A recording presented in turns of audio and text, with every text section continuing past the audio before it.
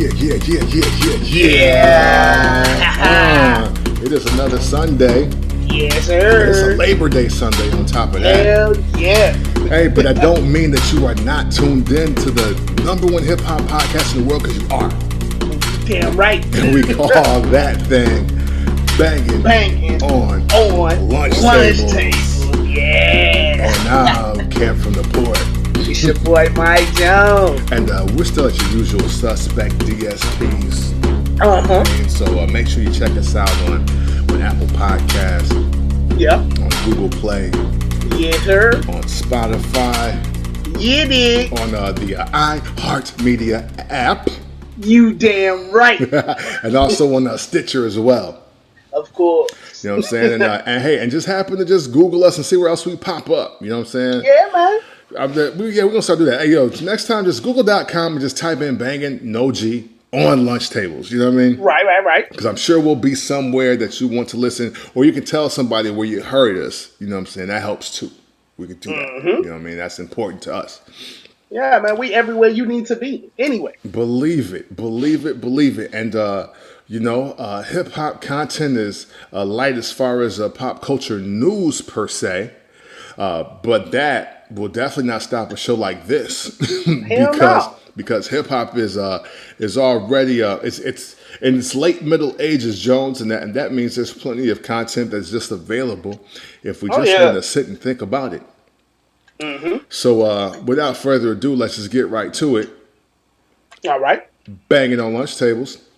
You damn right. Jones, with it being Labor Day weekend, what is one of the albums you think that you need? Or I'll say albums, because playlist is a new thing. So what album do you think you need on a Labor Day weekend? Ooh, man. Go ahead. I was going to say, I was like, well, if you don't have an answer, because I can lay it out a little further for you. All right, go ahead. Because dig it, Labor Day, especially for Black people and just people that just totally ignore the autumn solstice. Labor Day is the end of summer. Right. Right. It's like, hey, yeah, fuck them last 2 weeks where it's gonna be like 70-some degrees or more. Like, fuck the fact that the leaves really ain't gonna change like this week at all. You guys still got time. People historically look at Labor Day weekend as the end of summer. Partially because I know the school system has set up where like everybody is usually back in school by the Labor Day weekend. Like either I know like especially when I was in high school, man, I want to say like that Friday was always like the last day of August, and that was a half day of school. And then, but it was also like the first football game, so you get to come out there, do your little thing, see who looking cute this summer. I mean, from over the summer or not, you know what I'm saying? Try to get your prospects and your victims all in order, however you want to look at them. Right. And then you get the 3-day weekend, and then you back at it on Tuesday at school, and it got me thinking. It's like, yo, man, what's the album that you think you need, or what was some of the best albums that you think that ended the summer? Ooh, they ended the summer. Yeah. I'll say, specifically what I think of when it's like the summer is over, I think of the first time I heard like Ludacris.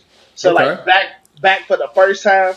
I'm not exactly sure the date of when that album was released. Okay. But I really do think of like the fall of 2000. When that came out, and it was like all of what you just named was going on in my life. It was like, all right, I'm really jumping off the porch for real. Like I'm going places. Like mom is leaving me places. Like she going on vacation, and like you got the crib. Yeah. Don't burn shit down. I'm going to trust you. Do your homework type shit. Yeah, shout out to the vacationing moms, yo. Oh, facts. Underrated. Facts. Look, bro, like just to tell y'all something, I passed up a vacation to go to Jamaica just so I could stay and have the crib to myself for a week at like 17. Hey, and you were right to do that, Jones. I promise you were right to do that. Like, yo, because look, it's not gonna go like Stella got her groove back for you out there, Jones. Exactly. Not on the family trip to Jamaica at Oh 17. no! Oh no! No! No, No! no. No! No! But I tell you what though, you could definitely pull off a Project X though at the crib. Damn! Did I? You know what I'm saying? And by the time moms got back, everything was in order. Everything was smooth, like that Yeah. right there, and she was none the wiser. Mom, if you're listening, sorry, but you Hey. can't whoop me now. Right. Hey, look, hey, nothing happened. So you're really not mad over nothing. Yeah. Facts. Just know I had a great time. Yeah. But yeah, man, back to the topic though. I think of like that first Ludacris album, Back for the First Time, man. I think that like going to football games, like riding with older homies, they get in cars and all this other stuff, or we riding in cars because they could just drive with with no permit and shit. But I think of that, man. I think that's a perfect little fall album. I don't really think of summertime Okay. when I think of that Back for the First Time. Okay. I you know what? What you saying, Ludacris? You know what? Do you know what album I'll throw in that mix as well? What? Ludacris, Chicken and Beer. Okay. You know what I'm saying? Like for some reason, I remember me needing to have my defrost on when that was on, and I was like, Right. hey, I was like, man, this is Ludacris hard, but yeah, man, Ludacris, man, fourth quarter in us, man. That's Yeah. September, and you know that is his month. He a Virgo. You know what I'm saying? His birthday is coming up soon. So yeah, man, that's wow, yeah, man, Ludacris. Let me find out Ludacris was holding us down for like 5 falls or something like that. Yeah, man. So yeah, I mean, Yeah. I'm thinking about that, and man, I'm trying to think. You know what? Even though it's funny now because people try to laugh, but even moving it up to last decade, the good music, Cruel Summer. Okay. Even though it came out in the last few days of summer, Right. but we can't deny that all the joints though rocked that entire summer of what was that 2012? Yep. Yeah. So you know, I look at that and be like, well, man, you know what? These joints rang off all summer, but I did spend the rest of September and October listening to that album. I go into that as well.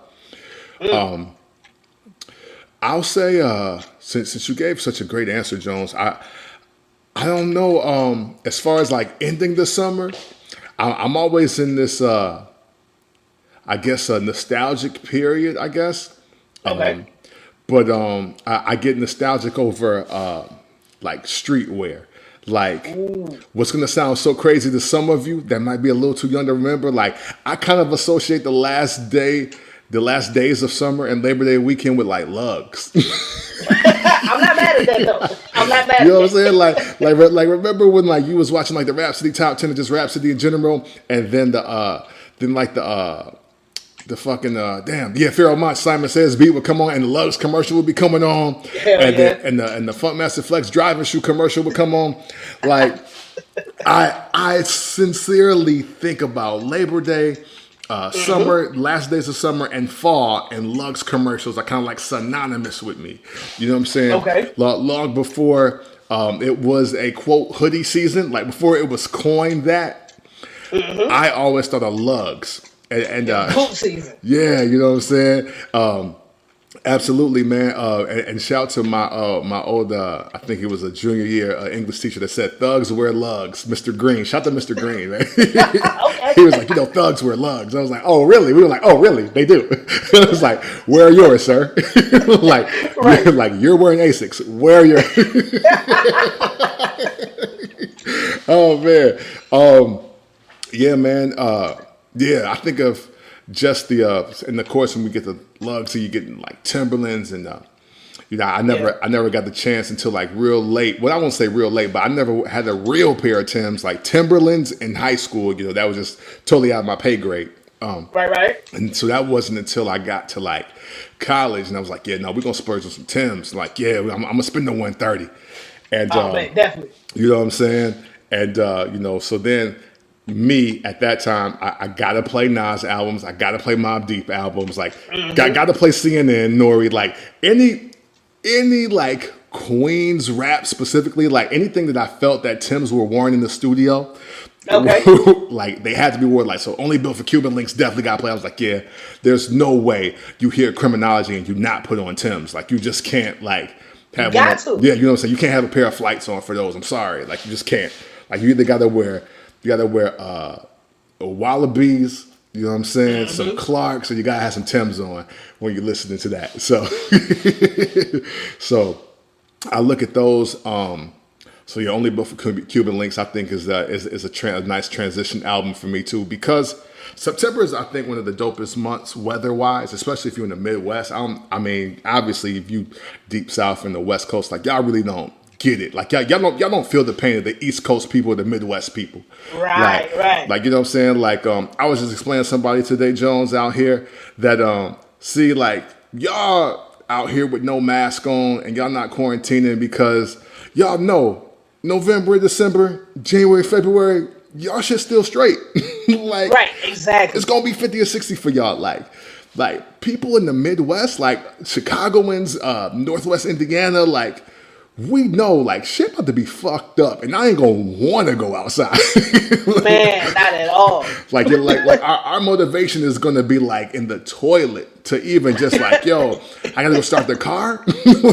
Man, like, damn, you sure we need paper towels? it started getting dark at 4:00 in the afternoon. Right. So now it's dark and cold. So it's like, God dang, like, man, come on, man. So it's like, yo, so we was like, look, man, I'll catch COVID and I'll just quarantine all fall because shit, I'm trying to be nowhere, no way. Right.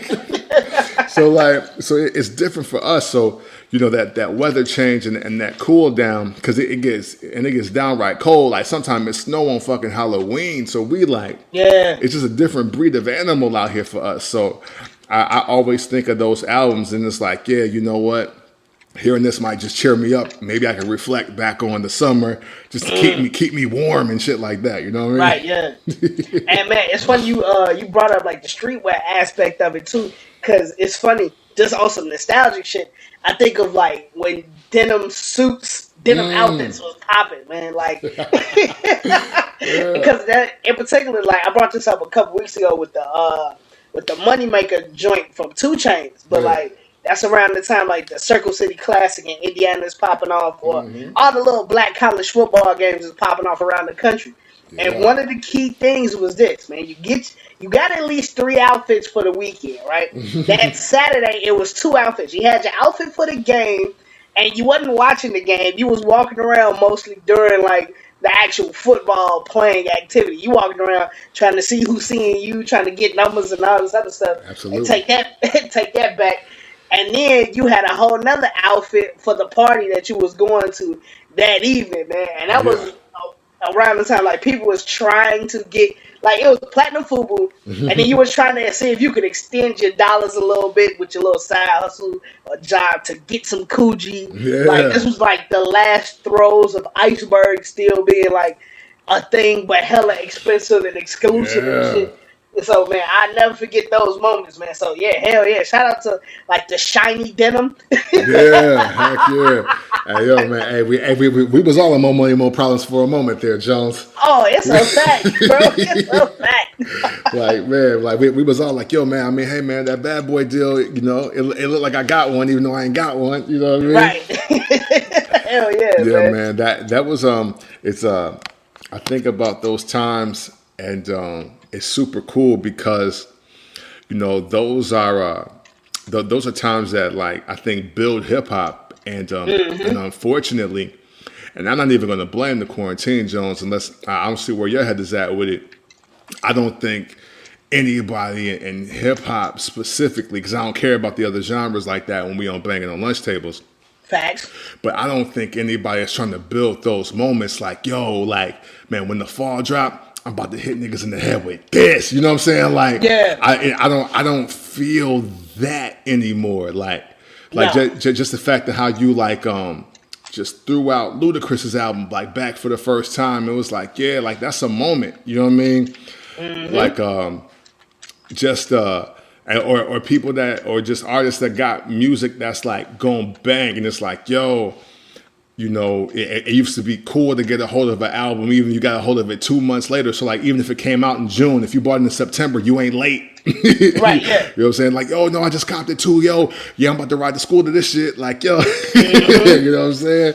Or you got it in your system on your in your college dorm or whatever. Like, or that's what's going to play at the parties or whatever. And facts. And it just doesn't seem like hip hop is pressed to create those like end of summer moments anymore, man. And maybe I'm just getting so old and detached in that aspect where like I'm just not in the thick of things like that. But I mean, even my young homies, like my young cousins especially, like I don't really see them talking about shit like that's like, yo, like we gearing up, you know what I'm saying? Like, yo, it's about that time. But what about you on that? Man, it's interesting. Maybe because of like how music moves, it might not be as attached to a season because it ain't like the album like the album comes out on Friday now. You know what I'm saying? Yeah. And you're streaming it, and it ain't really like your hard-earned bread put to going to get this album versus where like all of those moments are monumental to us. Of course, like the young homies are still attached to music because music is what it is. Yeah. But like the placeholder that $18 would do to your pockets at 15, 16, 17, you know what I'm saying? And that I'm still pissed about buying that Murder Inc. compilation 20 years later because the shit was ass, but it cost me $20 in the year 2000. Like that was a lot of fucking money back then. You know what I'm hell saying? Yeah. Hey, shoot, hey, $20. I could fill up my whole tank of gas and have change. Dude, like it's so bad. I remember where I bought the album. Me walking through Borders, which don't exist no fucking more, to go get the album and where it was displayed. Like, I remember all of that. And I don't think that part of the process with music exists anymore because all I do is pay $10 a month and I can get whatever album drops on Friday. Versus, like, I got to pick and choose which album I could get for only $20, you know? Yeah. Hey, yo, and it's crazy that you said that, Jones, because no matter how big of a music head you were, like we were all on that New Music Tuesday staring at the rack, whether it was a Best Buy, a Media Play, a Tower Record, no matter where it was. And it was like, damn, man. I mean, I ain't really trying to come off 50 for music. Right, yeah. Like, I ain't really trying to spend $50 on CDs, bro. Like, we supposed to go out to the movies tonight. We supposed to kick it. We supposed to, you know what I'm saying? Make life decisions. Right, you know what I'm saying? Like, damn, like, that's my little Denny's money I was going to spend for the night. Like, God. Yeah. And then, like, I'm trying to show Keisha I can tip. Right, yeah, you know what I'm saying? Absolutely. Like, and you can't just, like, and the landscape is so different because you can't, like, preview the whole album and be like, yo, I'm messing with that. Okay, it's enough joints on here for me to get it. You know what I'm saying? And then so you hope that your fellas, your assemble a system is like, well, look, since we all want to hear this shit, why don't everybody buy one CD? And we, you know what I'm saying? So we all out 10 and we just listen to them all weekend. Dude, and it's funny because like we made, speaking of Ludacris and the Fall, around the time like Red Light District comes out, me and my homies, we for whatever reason, we all buy the same two albums. We buy that Red Light District and we buy that Streets Disciple. And it was like like we were feeling each album more than the other or whatever. Yeah. But we was looking at each other like, this is so damn dumb. We all got the same album and we could have just passed this shit around. Yeah, man, absolutely. Like, I could have bought you a copy, dude. Right, hey, absolutely. Hey, you got to have trust because the thing is, like, the system and the way to play it, Jones, it's kind of like this. And sorry, people 25 and under, you'll never understand. Right. But it's like if 3 CDs came out and you and 2 of your guys that definitely collect music was like trying to buy it, it's like, well, look, I'll buy this one because I think I'm gonna like this one. And then y'all buy the other ones, you know what I'm saying? And then what we'll do, we'll listen to them all weekend. And if it's that hard, either we swap or I burn you a copy of this until you want to get it. Right. You know what I'm saying? So you get your own. Right, you know what I'm saying? But then Best Buy got smart and it was like, hey, no, you know what? they $10 the first week. Next week they 15. It's like, oh shit. Right. I was like, man, I don't want to owe y'all $5 more. It's like, well, shit. So then I just started buying 2 or 3 at a time. I was like, man, fuck it, nah, man, because I was like, I don't want to wait. And then, because me being like a collector of music, I didn't want to have the burn copy if I really dug the album. Right, yeah. It was like, nah, I want to buy it. Like, they was like, you sure? I was like, yeah. I was like, yeah, no, come on, man. Like, I was like, you know me, I'm about to read the credits and shit. Like, this is my thing. Like, right, yeah. I'm about to flip through the whole album art and everything. Yeah, absolutely. That like, I really consider like, yo, no, I'm paying $10 for everything else. Like, I want to see what the CD cover looked like, the inside. I want to see what the actual disc looked like what was the artwork. Like, I was that level of rap nerd on that, or just music nerd, I should say in general, because I do the same thing with other genre CDs. So. Yeah, I feel you on that. Yeah, man. So I don't know what you people are doing today with the albums. I will say that the DSPs with like the I don't want to say interactive, but like the motion like GIF like albums now. That's cool, but I would love to hear from somebody like, especially like younger than me. Like if you're like 16 to 26. I'll say, because you probably are getting your master's at 26 and you don't care as much as you did like anymore. But right. I would love to know like what's y'all like album or even song that's like closing out summer and getting you geared up for just this next chapter, this fourth quarter. Like, you know what I'm saying? I mean, September is a pivotal month. Because, it's back to school, it's the end of summer, but it's also hoodie season, it's also cuffing season, it's also, damn, how many condoms do I need for just until homecoming? It's, facts. You know what I'm saying? Like, it's, hey, am I breaking up with her, or are we staying through this? Like, is she going to make it to Halloween? You know what I'm saying? So some of y'all right. already picking out your Halloween costumes, like, that like, really be on it, like, y'all already picking out your Halloween shit, and I want to know, like, what is y'all process as far as like the music? Like, what's the soundtrack to this moment in time right now? I need to know. I'm so like enamored about what that could be right now. So y'all, please let us know, man. Y'all know the podcast. Yeah, man. Banging on lunch tables. You damn right. Yeah, Jones. I thought of this question, and I meant to bring this up last week, but we were just getting back in the swing of things and getting ourselves together. So. I like the hodgepodge madness that ended up in real conversation just left and right. Okay. But I do want you to know that I am 1,000% serious when I ask this question. Okay. and I will accept any answer because I'm not really sure where I sit right now, but I think this conversation will help. Okay. So the question is, Jones, how many women are in the top 5 of specifically rap / hip hop, whatever, for 2020? Ooh. I would say at least one. Okay. If you're not saying Meg Thee Stallion, you bugging. Okay. Just like straight up and down. Like, I might not ride to her albums all the way through, like Sugar Ain't My Shit type of joint, but she done been on a lot of bangers. And if she ain't at least holding down one of those top 5 spots, man, you're bugging. Like, the misogyny might be kicking in just a tad. You know what I'm saying? So we're already in great agreement because I think undeniably there's one. But I can't front, Jones. I think you could make a very solid and viable argument that there are 3 that belong in the top 5 for 2020. Okay. Who else you got? I'm going to go with Sweetie. Okay. And Mulatto. Yeah. Ooh, okay. And I know what everybody's thinking. Oh, what about Cardi B? Well, Cardi B hasn't put out. She put out one song, and don't get me wrong, she's in the top 10 just because of that song. Right. That's a fact. Because that one song is bigger than a lot of other people's albums this year. So that, I mean, hey. Like, true that. And for anybody that would challenge that, you don't say that type of shit any other time. So let me just say this: keep that same energy when Andre 3000 or Jay-Z put out anything. You know what I'm saying? Real. Like, because Cardi put out the whole song, that nigga be putting out the whole verse, and y'all be like, he the greatest rapper of all time.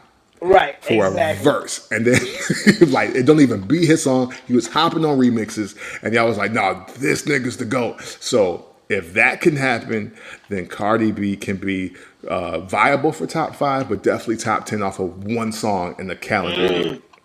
Yeah. I'll say this: the way I look at rap right now, and I think if we were picking the 5, use whatever verbiage you guys would like. So if you want to do hottest, you want to do biggest, most relevant, whatever.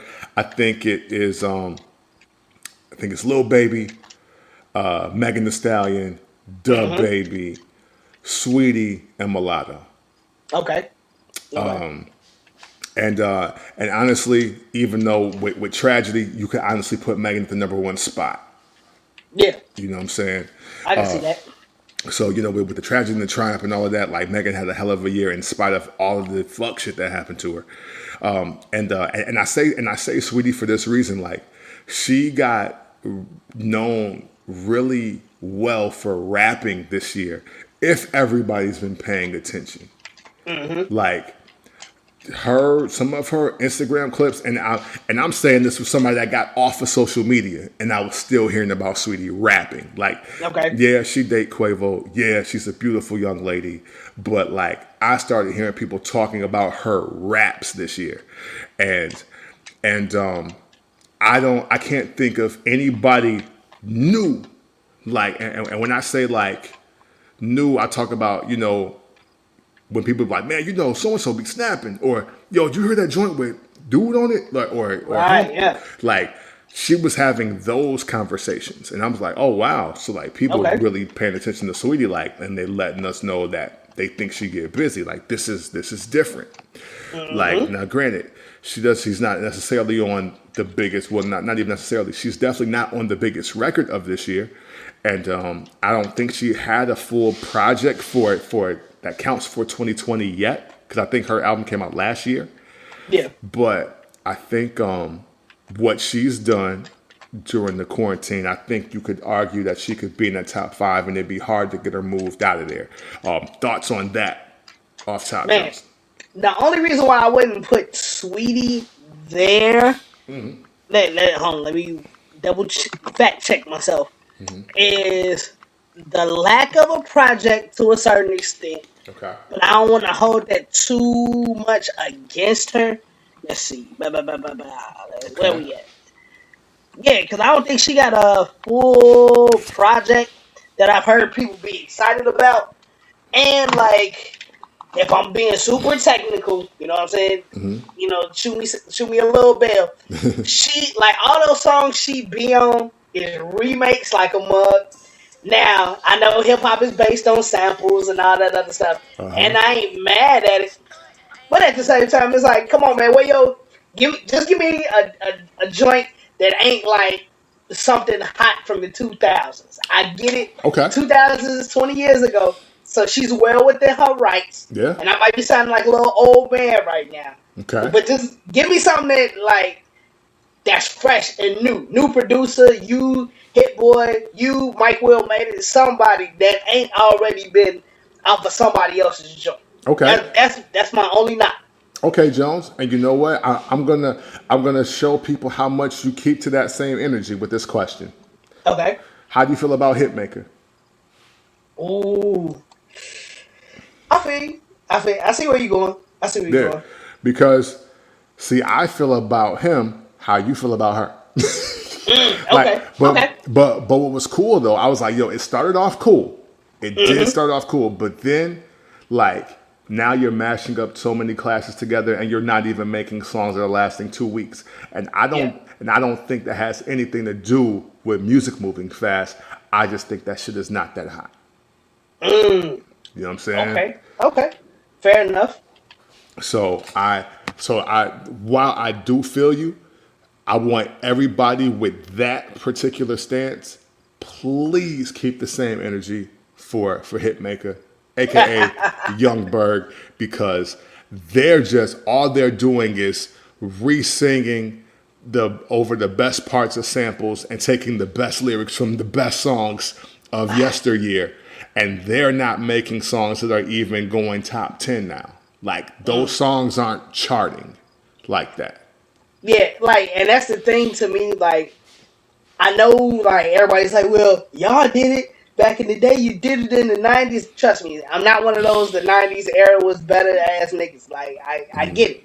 At the same time, if you're not exceeding or at least matching the old hit, come on, man. Like, what you going to the well for? I get it. Like, you just kind of in the way. You know what I'm saying? Right. Like, when Q made Today Was a Good Day, that was a hit. That's a smash. We still play that version. Exactly. And we play the Isley Brother version. Like, I don't want it to get to the point where, like, blow the whistle is still blow the whistle. Right. And, like, you know, tap in is just like, oh, yeah, that was cool. Yeah, that was cool. That was a cool joint. Right. Yeah. You know what I'm saying? See, and I'm glad, Jones, I'm so glad you brought that up, because I think people do have to understand, like Puff and Cube and Dr. Dre even, and, you know, all those guys who took those samples, they made bigger songs than the songs that were created. Like Been Around the World by, you know, Puff, Mason, Diddy is just as big, as not a bigger record than Let's Dance by the Police. Right. You know what I'm saying? Like every I'll Be Watching You and I'll Be Missing You are literally like equal as far as like era and impact. So you know what I'm saying? Like Today Was a Good Day is bigger than the Isley Brothers song. Like it's bigger. So you know what I'm saying? Like you can say whatever you like, but at the end of the day,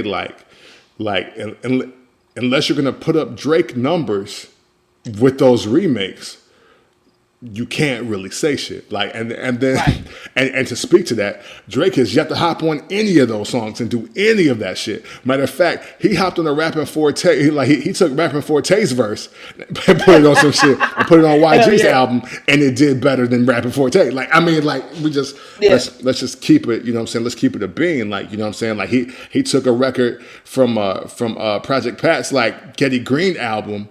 And they flipped that into a hit record for a young kid out of Tennessee also. Like that is the difference. Like that's the difference. We can't get wrapped up into the we did it. I mean, so we can do it. Like y'all did it, so we could do it. It's like, yeah, but are you really making songs like that? That was the problem in the 90s. Like people were mad at Sean Combs because they were like, well, he's just taking our songs. It's like, yeah, but now they're triple platinum and they're not gold. Like, you know what I'm saying? Talk about it. You know what I'm saying? Like, yo, like y'all really gotta pay attention to the bridge on Feel So Good. Like they said that for a reason. Because it was like, yeah, no, my songs are bigger than those 80s records that we stealing from. Like we get it. Right. Like we totally get it. But yo, like that's the game. Sorry.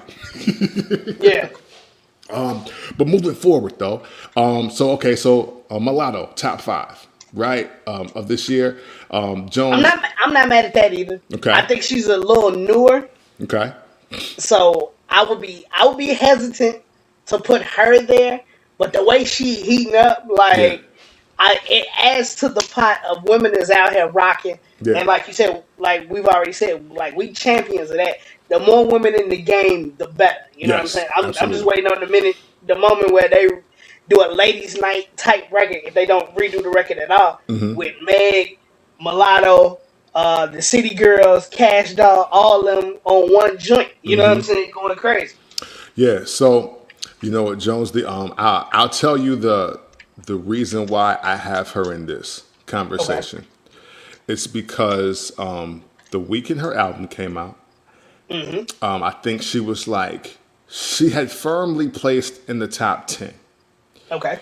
And all of a sudden, she goes on what I would consider to be a light social media campaign. Right. And then within 2 hours, her album was over Juice WRLD's. Ooh, okay. And Juice WRLD had been in the top, I think, 3, and including the number 1 spot for like 2 weeks. And I know people are like, but that's like second or third week. I'm like, but understand what I'm saying. Juice WRLD was in the top 3 for 2 or 3 weeks. Yeah.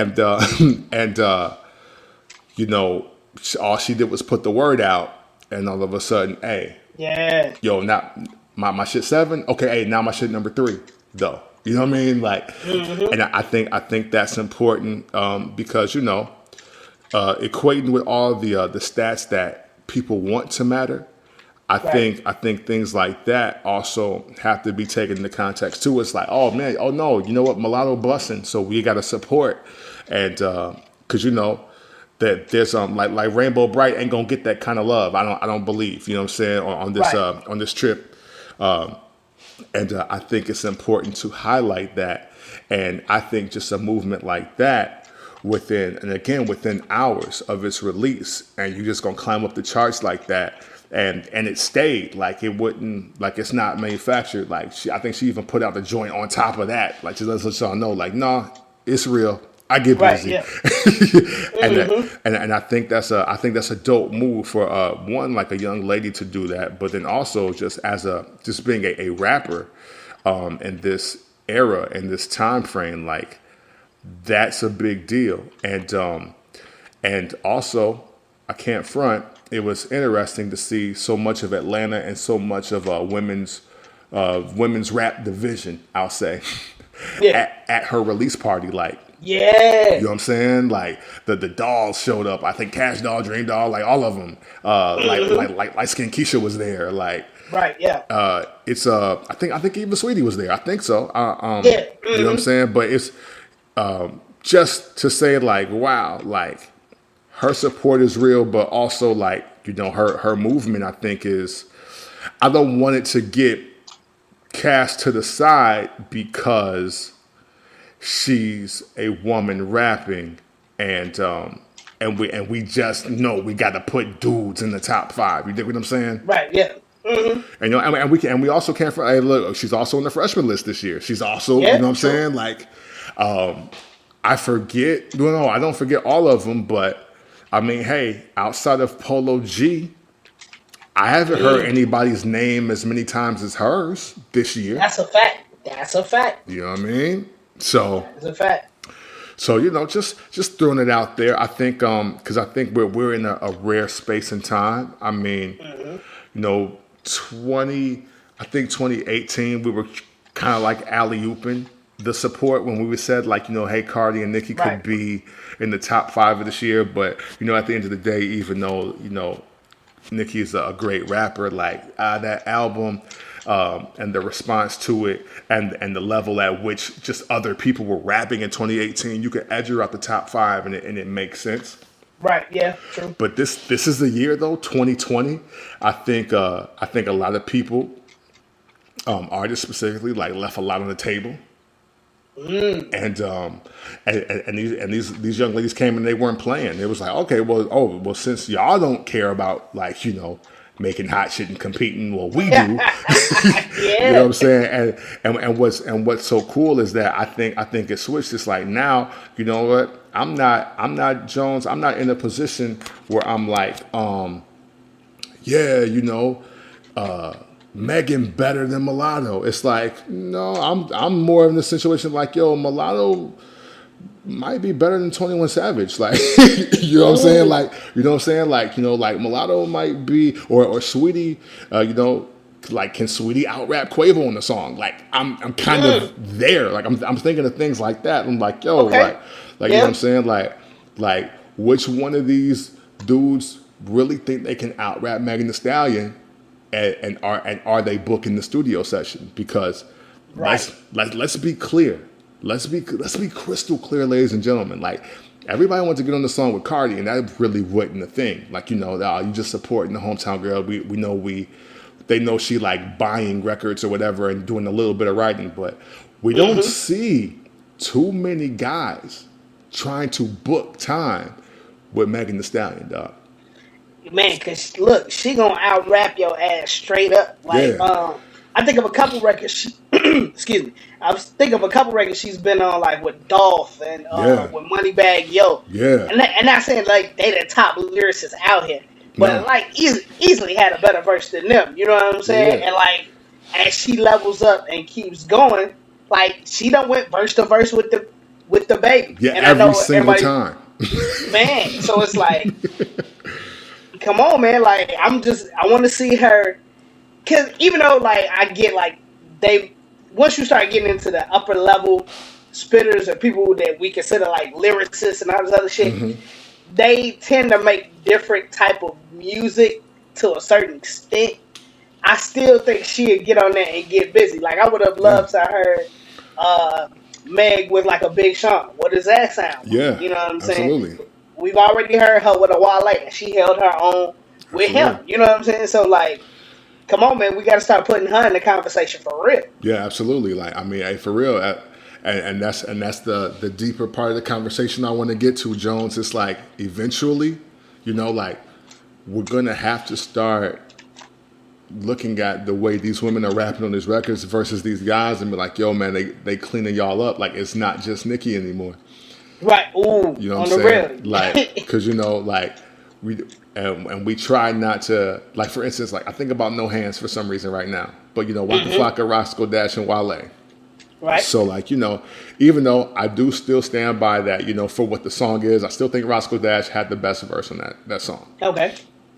However, I know technically Wale has the best written verse on that song. However, it don't come across that way when you're listening to it. You know what I'm saying? Right. And that's the thing. I think, but I think Megan Thee Stallion possesses the ability to bar a lot of niggas up, and she can out swag and style you on the track too. That's a fact too. That's a fact. You know what I'm saying? So but I also think Sweetie possesses that. I think Mulatto possesses that. We've seen Cardi do it, and we don't give it full credit. Right. That's true. You dig what I'm saying? So, I mean, hey man, I'm just again pro women's movement in rap. Yes, sir. Because I really do think that they are outperforming at least 65% of the rappers today. At least 65. Okay. And it's time to start really acknowledging them. It's not like just, oh, you know, that's what the girls is doing, or you know what I'm saying, like with like the separation, like the gap is officially closed. You know what I'm saying? And props to the dudes that just know that they busting and they ain't scared to get on tracks with them. So shout to the Baby, shout to 21 Savage, shout to Dolph, shout to Moneybagg Yo, like shout to Quavo, Offset, like it's the dudes that ain't scared to rap with them. I like that. You know what I'm saying? Like that's dope because that shows that y'all really in it for different reasons. Yeah. And but yeah, man, we got to keep that going. How many women are in the top 5 in specifically 2020? We definitely like to know from y'all. Hey. Banging on lunch tables. You damn right. Jones, Dr. Dre, and I. This is not the kind of show that does this, but it keeps making the news. So I mean, I guess we can just mention it. Right. Yeah. Obviously, I think he was a net billionaire before this, but Dr. Dre has his wife. Soon to be ex-wife has filed for divorce, of course, and she is now requesting $2 million a month. God damn. Yeah, that is $24 million a year. No sir. To live, and from the breakdown I've seen for like 7 people, like she wants to live in capacity of at least 7 people with like single families or something like that. Or I don't know, but this is wild. Like even though that man is a billionaire, and even though he's not my personal favorite producer in the world, this is wrong. This is just wrong. Yeah, this is just wrong. Like, yo, $900,000 for education. Where? Right. Who going to school? What school you going to? Right. Yeah. Especially now. Especially during the pandemic. Like, where are you going now? On the ring, like, man, is somebody going to Harvard? Like, right. But like, Harvard even cost that much? What is going on? Right. Like, are you quadruple majoring at Harvard? Right. You get 3 doctorates right now. Like, right. Like, yo, you got to explain some things to me. Like, and it was just like all these astronomical 6-figure numbers for like food and clothes, and like I think like the phone bill was 6 figures, Jones. Like, man, like I seen that. I think it was like it might have been 20,000, like for internet and some other shit. Yo. Wardrobe was like 100,000. I'm like, all right, like Like, I get it. Y'all been together for a long time. You might have helped him along the way in some capacity make this money. Yeah. But $2 million a month, like where the fuck are you living where you require $2 million a month with expenses? Like, right. Like I don't get it. I mean, but look, Jeff only guess is Bezos Mercury. had to pay 150 million or some shit. Right, but that was like lump sum though, right? I think. So, but look, you know what, Jones though? See, I feel that though. Like to touch on this the way I want to touch on this topic. If I'm a billionaire, or even if I'm 100 millionaire, let's say even if I got like 500 million, right? Let's say I got that. Jones, if I'm getting a divorce and my wife is saying that, I was like, look, man, you know what? There's no prenup. You right? I was like, so look, you got two options. I can't even front. I'll give you $250, and and you can do your thing, and I can do mine, because at the end of the day, I still got hundreds of millions of dollars. I was like, or you know what? Listen, let's get this off with just the minimum paperwork. I'll give you $50 million out the gate, and you can do your thing. Like, 50 million tax free. Like, don't ask me for shit else. Take your ass on. But you know what I'm saying? But like, here's $50 million. Like, yo, lump sum right now. I got it. Like, here. Like, yo, it's under the mattress. I got it. Like, here. Right. like, I mean, is it like? I guess my question is she just that spiteful, or is he just not striking the appropriate deal? Oh man, like, okay, just from knowing what I know about Dre, besides what the movie told us and the glimpses we get into his mind via the music and shit, I'm assuming she's had to put up with a lot of shit. Yeah. In the 20 some odd years they be together, so. This sounds like spite and nigga, you owe me type shit. Like, you owe me, nigga. Like, I was with your ass during the Up in Smoke tour. You know what I'm saying? Yeah, we forget. Yo, Jones. Yeah. That is such a solid point. Yeah. And you gotta be like, yeah. She was like, you know what? Yeah, you know what? I was there for the entire time of Up in Smoke. You know what I'm saying?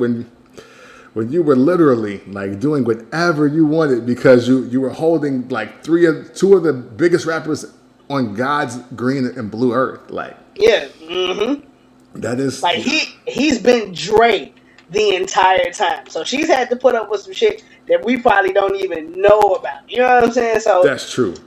But get your paper, but $2 million a month paper, like, yeah. Come on, girl. My thing is, and I know a lot of fellows will probably like not feel me on this, but you got to understand the want to be stress free. I think like before anything else, and and my thing is be like, look, man, on God, how much money do you want just to leave me the fuck alone? I think that's a big question to ask, because it's like, if I just promise you that I'm going to cut a check that is going to clear for more money than you know you are going to make doing anything else, right? Like, will you leave this alone? Like, you know what I'm saying? Like, because like $2 million a month, I'd be like, look, man, okay, look, that's what you want. Look, how about I just give you 125 million? How about that? Like, and be done with it. Leave me alone. Right. It's like, yo, but don't ask me for shit. Now look, now. Facts. Like, look, we about to cash you out like today. Like, it's gonna deposit. Like, you gotta call Forbes as soon as this shit is done. I was like, but yo, you gotta leave me the fuck alone. And I was like, what's the leave me the fuck alone number? And as long as she don't be like 100 million, I'm like, okay. Like, we'll make it work. Like, Jones, even for me, even if it's 800 million, I would do it. because it's Dr. Dre. Like, dude, man, like, if these men are who they say or who we say they are, he's going to make it back. But that's not the point though. Right. That's not the point. Think about it though. Like, okay, you gotta pay rent every month, right? Right. Yeah, you gonna make that rent money back, But every time you hand it over, you still be like, fuck. Hey, You don't want, like, you would like to live rent free, you know what I'm saying? right? So, and that's on a way smaller scale than having to give up 250 million or 100 million or anything close to that. So, man, fuck that. Yeah. Hey, and Jones, and not, it's not that I don't feel you, but I always think of the Chris Rock joke from Bring the Pain. He was like, you know, he said, if you make 20 million and your wife wants 10, it's cool. You ain't starving. Right, yeah. But if you make 30,000 and your wife wants 15, it's like, right. You might have to kill her. Like, I think that's the approach he should take. It's like, come on, man. Like, he's not going to spend $1 billion, Jones. Right. Like he's not. Like, and contrary to popular belief, like, dog, to be in the 1%, you only need like $2 million net to be in the 1%. Yeah. Of, you know what I'm saying, of like wealthy people in the population. So that's a bullet out of everybody's chamber. Like, yeah, he ain't a billionaire. Okay, cool. But he still has more money than 99% of human beings. Yeah, that's a fact. Like, you know what I'm saying? Like, so, I mean, I guess maybe I'm just 2 glasses half full on this. Mm-hmm. But bruh, the few times I've checked and I've seen this, I was like, yo, man, I'd be on the phone with my lawyer like, hey, man, cut her a check and get this shit over with, dog. Like, I'm not doing this. Right? It's like, yo, I'm not doing this. I call my lawyer like, hey, fam, $2 million a month? Nope, we're not doing that. Let's do this. Let's give her $225 million. Like, and we give her that and be like, look, sign this, get the fuck on, and then like we're good. You know what I'm saying? Like if you want, I'll even move out the house. Like, I'll give you the house and $225 million. Do whatever you got to do, but I'm getting the fuck out of here. And I'll be like, look, y'all make the shit work. Click. Like, that's it. Like, that is it. I don't want to hear it. That is it, bro. Because like, yo, like when like. We gotta, I mean, in the words of the illustrious Kenny Loggins, rest in peace, man, you gotta know when to hold them and know when to fold them, know when to walk away and know when to run. On the real, you know that is a fact. It's like, bro, like, honestly, and I mean, obviously, you know what, I've never even seen $100,000, let alone $1 billion or $100 million, but in the way I want to live life with just mental peace in a stress-free environment, like, bruh, again, it's not too many numbers that she could throw at me where I'd be like, no. and it's definitely not a situation where I would be like, man, don't give her nothing. It's like, no, give her whatever she wants. Well, hold on. I'm sorry. Give her as much as we can give her. Right, I'm about to say.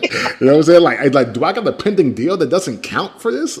Because cool, you know what I mean? Mm-hmm. Like, but yeah, man. Hey, listen, man. I'm all about getting people the fuck out of my face, man. Hey, like the $1 Million Man always said, everybody has a price. You know what I'm saying? Yeah. Everybody's got a price. I'm like, what is your price? Like, because.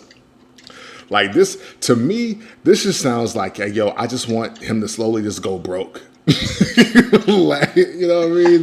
Like, hey, I kind of just wanted him to just slowly like end up in the poorhouse, and was like, well, we're not going to do that, miss. Right. What you're going to do is you're going to take this lump sum that I'm going to send by Zelle right now. Right. And you're going to relax. Like, that's what we're going to do. So. Dude. Yeah, man, and you know what? On a different note, and I might have mentioned this before, but just thinking about the wealth that Dre has accumulated during his career, yeah, I always wonder why he don't buy like the Death Row Masters. Man, because he, you know what? That's a great question, Jones. That's a great question. Or at least buy the Masters to the Chronic, at least. You know what I'm saying? Yeah. Like, but buy the Masters to Doggy Style the Chronic and give Snoop the Doggy Style. And call it a day. Like, I never understood that. It might be a price that he's unwilling to pay or just really don't give a fuck about or some shit. Yeah, and see, and the thing is, that lets me know how fucked up his mindset is right there. Like, bro, like, no joke, Jones. Me, and this is just me personally. Obviously, Andre Young and I are two different people. That's why he has the life he has, and the life I have is this one, right? Right. But as soon as the ink dried on that Apple deal, I would have did that the next day. Oh man, that's a fact. Hell yeah. Same thing here. I'm like, yo, man, how much does this nigga want for the fucking Chronic, man? Yo, get this, like, you know what I'm saying? Yeah, give it to him, yeah. Right, you know what I'm saying? Because it's like, dude, between Suge, Jimmy Iovine, Interscope, and whatever else, like, dude, you got it. Like, like, even if you got the worst heroin habit in the world, like, you have the money for this. You know what I'm saying? Right. So, like, yo, I mean, I don't know what he's doing, hoarding all the cash. Like, hell, I'm even surprised to the fact that Eminem hasn't done it for him. Right, yeah, either one of them, yeah. So now there has to be a documentary on just the Death Row Masters, and we got to figure out why nobody's trying to purchase them. Like, and it's got to be bigger because that's putting more money in Suge's pocket. It's got to be bigger than that. It's got to be. And you know what? Suge don't even own it. If I'm not mistaken, I think like Parker Brothers or something, like one of them board game companies own it or some shit. You're right. Yeah, dog. Okay. Hey, listen. See, and that's why his wife wants $2 million a month, man. That's why his ex-wife wants $2 million a month. Because she was like, you ain't spending on shit else. You ain't even trying about the Death Row Masters. Yeah. Like, bro. Hey, listen, man. I mean, listen. I get it, and I tell y'all often, don't try to understand billionaire moves, and I get it, but some shit just makes some shit just makes sense on a peace of mind level. It makes sense on a power of positivity level, having a stress-free life level. It just, you know what I'm saying? It just makes sense on that, and I just don't think he's really thinking about the long term. Like, he's already like not a young person. I don't want to make it seem like he like 1 foot in the grave, but dog, if I'm in my 50s and I've experienced having hundreds of millions of dollars for like a couple of decades, you're not about to have me stressed out in court for a week over unless it's some shit I didn't do. Like, you know what I'm saying? Like, nah, we're not doing that. Here, take this money, get fuck out my face. Money makes the world go round. You're welcome. Especially with $1 billion or close to it hanging over my head. Oh no, I can't even pay for stress. Right, exactly. Right. It's like, yo, man, I'm about to hire somebody to be stressed out for me over this because I'm about to cut you a check. You know what I'm saying? Like, on the real. Yep. Oh man, banging on lunch tables. You damn right. Oh man, where are we at now, Jones? I just lost my notes. Here we go. Yes. Yes, this is for you, Jones. This is for you. Okay. Because reportedly Kendrick Lamar was spotted shooting a video. Nobody knows what it's for. It's been no leaks. It's been no snippets. Like, all TDE has done is put out a very dope scissor record featuring Ty Dolla $ign. That's a fact. But yet, Kendrick Lamar made news coverage for just, I guess, existing, I guess. You know what I'm saying? Like, I mean, that's kind of where we are, right? So, so Jones, I just want you to take this because I'll be honest, I'm in that very, very small percentage that don't care until I hear or see something myself. True. So, like, it doesn't matter to me, but since we are in 2020, we see what 2020 has done. What does all of this mean involving, Kendrick Lamar and obviously creating something? What does it mean to you? Hey, man, it means the king is on his way, okay? Yeah, king is on his way back. Black men are kings, okay? Black men are kings, that's fair. Black men are kings. But now, on some real shit, though. Like, I'm just interested to see when this is coming, you know what I'm saying? Like, it's very interesting to see people be pressed for dude to drop an album. Like, I'm a fan, like, I'm in the Kendrick fan club and shit, but, like, I haven't been that pressed for it. I just been bopping along, enjoying the music that he's already dropped and the music that's been coming out post-damn. So it's like, I ain't even really like, oh shit, where's that? Right. Like, fam, I'm waiting on another Outkast album. You know what I'm saying? Right. Like, I'm used to having to wait. Like, where the fuck is Detox? Just coming off the Drake conversation. Yeah. So I'm used to waiting. So it don't really bother me. But like, for me, it'll get here when it get here. Like, I'm got new favorite rappers or new rappers that I really enjoy since Damn has come out. Like, yeah, it's dope. He took a picture of him while he's shooting a video. Right. But like, as a real fan, like somebody that enjoys the music, so like what the fuck that mean to me? You know what I'm saying? Right. Like, and y'all people shouldn't be as pressed. Like Kendrick stands, like calm down, fam. Like y'all make us look bad, man. Like you know how much shit I'm taking on this show, and in the group text, cause of y'all niggas, man. Like pipe down, like let the man take a picture during his video shoot. You know what I'm saying? Like, yeah, man. That the album is coming. Like shit, like it's on the way, fam. It's just on the way. I'm patiently waiting. Hopefully this lives up to whatever hype. Cause that's the only thing that concerns me about the whole deal. Like there's a patch of people out here on the internet, shout out to Combat Jack, that are thirsty for Kendrick to not be the guy. Like, you know what I'm saying? The fans have turned it into like, oh man, y'all always saying he dope, man. He ain't really that dope. He just alright. Like it's a lot of that out here. So with the album not dropping in 3 years, the hype is gonna be insane. And if it ain't like 5 Mic Day 1, Hour 1 classic to them niggas, you know what I'm saying? Or the fans is gonna say that Hour 1, Minute 1, press play, oh it's a classic. Like there is no way. So I just want the shit to exist and live and at least be dope. That's all I want. You know what I'm saying? Kind of like how this Nas album dropped. You know what I'm saying? Like we kind of forgot about Nasir, and this new King's Disease dropped, and that's like his first album since we skipping over Nasir since Life is Good. Like we was just happy that the shit came out. Like I ain't bet, let's ride to it, and it's good. Okay. I would want Kendrick to get the same reception. Okay. Not like, oh my God, this got to be a classic soon as I hit play type shit. Okay. If this silence ain't the best silence I've ever heard, this shit is ass, fam. You know what I'm saying?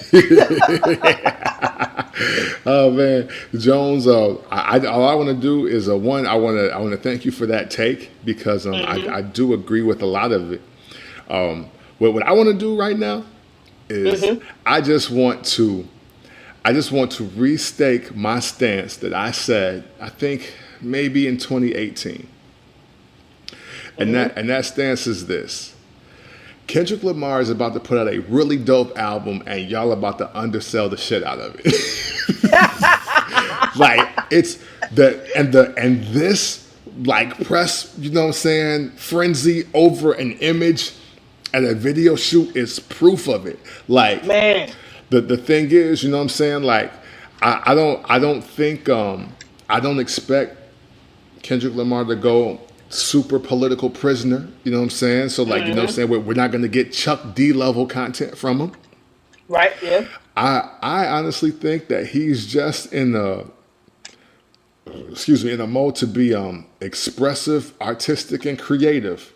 Yeah. And there might be symbolism, but the music won't be speaking directly to all of the times that are 2020, and people were going to be upset. They're going to be mad. Yep. They're going to be mad. And then and the thing is, it's like people are looking to Kendrick Lamar to drop the I Have a Dream speech 2020. Like they're looking, right, you know what I'm saying? Like they're looking for the audio experience of the autobiography of Malcolm X, and it's like y'all are not about to get that. Like honestly, I think Kendrick Lamar is about to drop a dope ass rap album. It's going to be a dope album, but because of what y'all said for the last 3 albums and how y'all really don't be listening to the Black Panther soundtrack like that, and because like you swear that like, well, because what you're hearing is really not what's on the records, you're going to be upset. Like, and I mean, hey, sorry for you, but oh well, tough shit, stupid. Open your fucking ears and listen to the rap songs the right way. Like, I don't feel sorry for you chumps. I think you're pathetic, honestly. Like, let the man cook. Like, he's gonna do something dope. Like, I get it. I definitely get on super offense, and I have Mutombo in his prime defense with Jones when he gets to talking about how classic everything that Kendrick Lamar drops. Here we go. You know what I'm saying? And I definitely do. I definitely do shoot the darts, and I do set the ring on fire and dare one of y'all to jump out or in. You know what I'm saying? But I mean, but Kendrick Lamar is a dope artist. You know what I'm saying? Like he Right, is yeah. like he actually is a great rapper. You know what I'm saying? Like so. I just think that you should expect greatness, but I think what y'all are waiting for, y'all waiting for the return of the entire Harlem Renaissance, and I mean like Marcus Garvey, Langston Hughes, Thelonious Monk. Like y'all waiting for everybody to show up in one person and put out one album, and you're not going to get that. You're not. And man, and what trips me out about it is like, yeah, the same people that are doing this and expecting that from Kendrick are the same people that broke Andre 3000. Right. like the man is walking around happy as fuck with a flute because the pressure y'all put on him to just like, yo, every rap you gotta, you know what I'm saying, you gotta break the sound barrier type shit. Like, nah, fam, let people be artists, man. Let this shit just exist. Like, it's cool. Like, yeah, I say what I say about Kendrick and the albums he's dropped, but I just want the next album to be dope. Do it gotta be a classic? Nah. It might be one of my favorites, but if it don't change the landscape of hip hop forever, it's cool, man. Like, like it's okay. And y'all don't gotta put that type of pressure on them as fans. Like, I'm talking to the rest of the Kendrick Hive, man. Like, let the man cook, let the man create, because y'all making it tougher when this shit drop. Because everybody gonna be out there like Killmonger, like, is this your king? Is this your king? Yeah. It's gonna be like, I mean, yeah, but like, it's a cool ass album.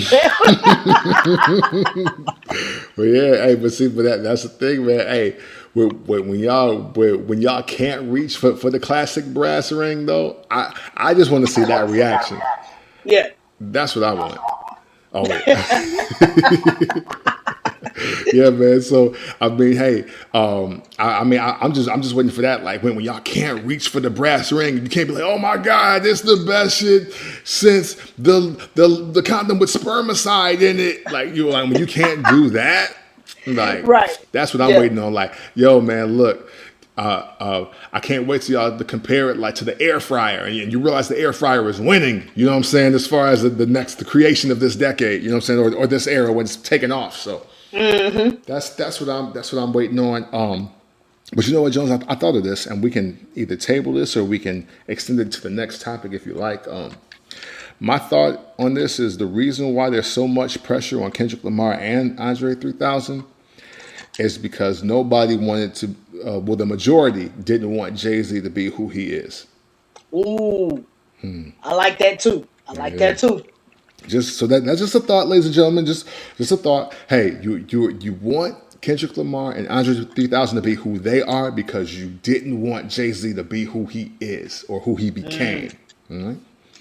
Yeah. Banging on lunch tables. You damn right. Jones, usually we save our anniversary shout outs for like classic albums, you know what I mean? So or just dope albums that everybody seems to remember as a moment in time. However, I think the telling part of the album that we're about to mention today is everything that's happening literally 20 years later. Okay. So See Murder, Trapped in Crime, turns 20 years old like September 5th, so like yesterday. Yeah. Oh, okay. Yeah. For everybody that may be unaware, Trapped in Crime is the album that has Down for My Niggas on it. Okay. Trapped in Crime is also the album that I think was recorded before, during, and after this infamous club shootout that left a young man dead, and that would eventually lead to See Murder going to prison for the rest of his life. Right. And he's currently there now.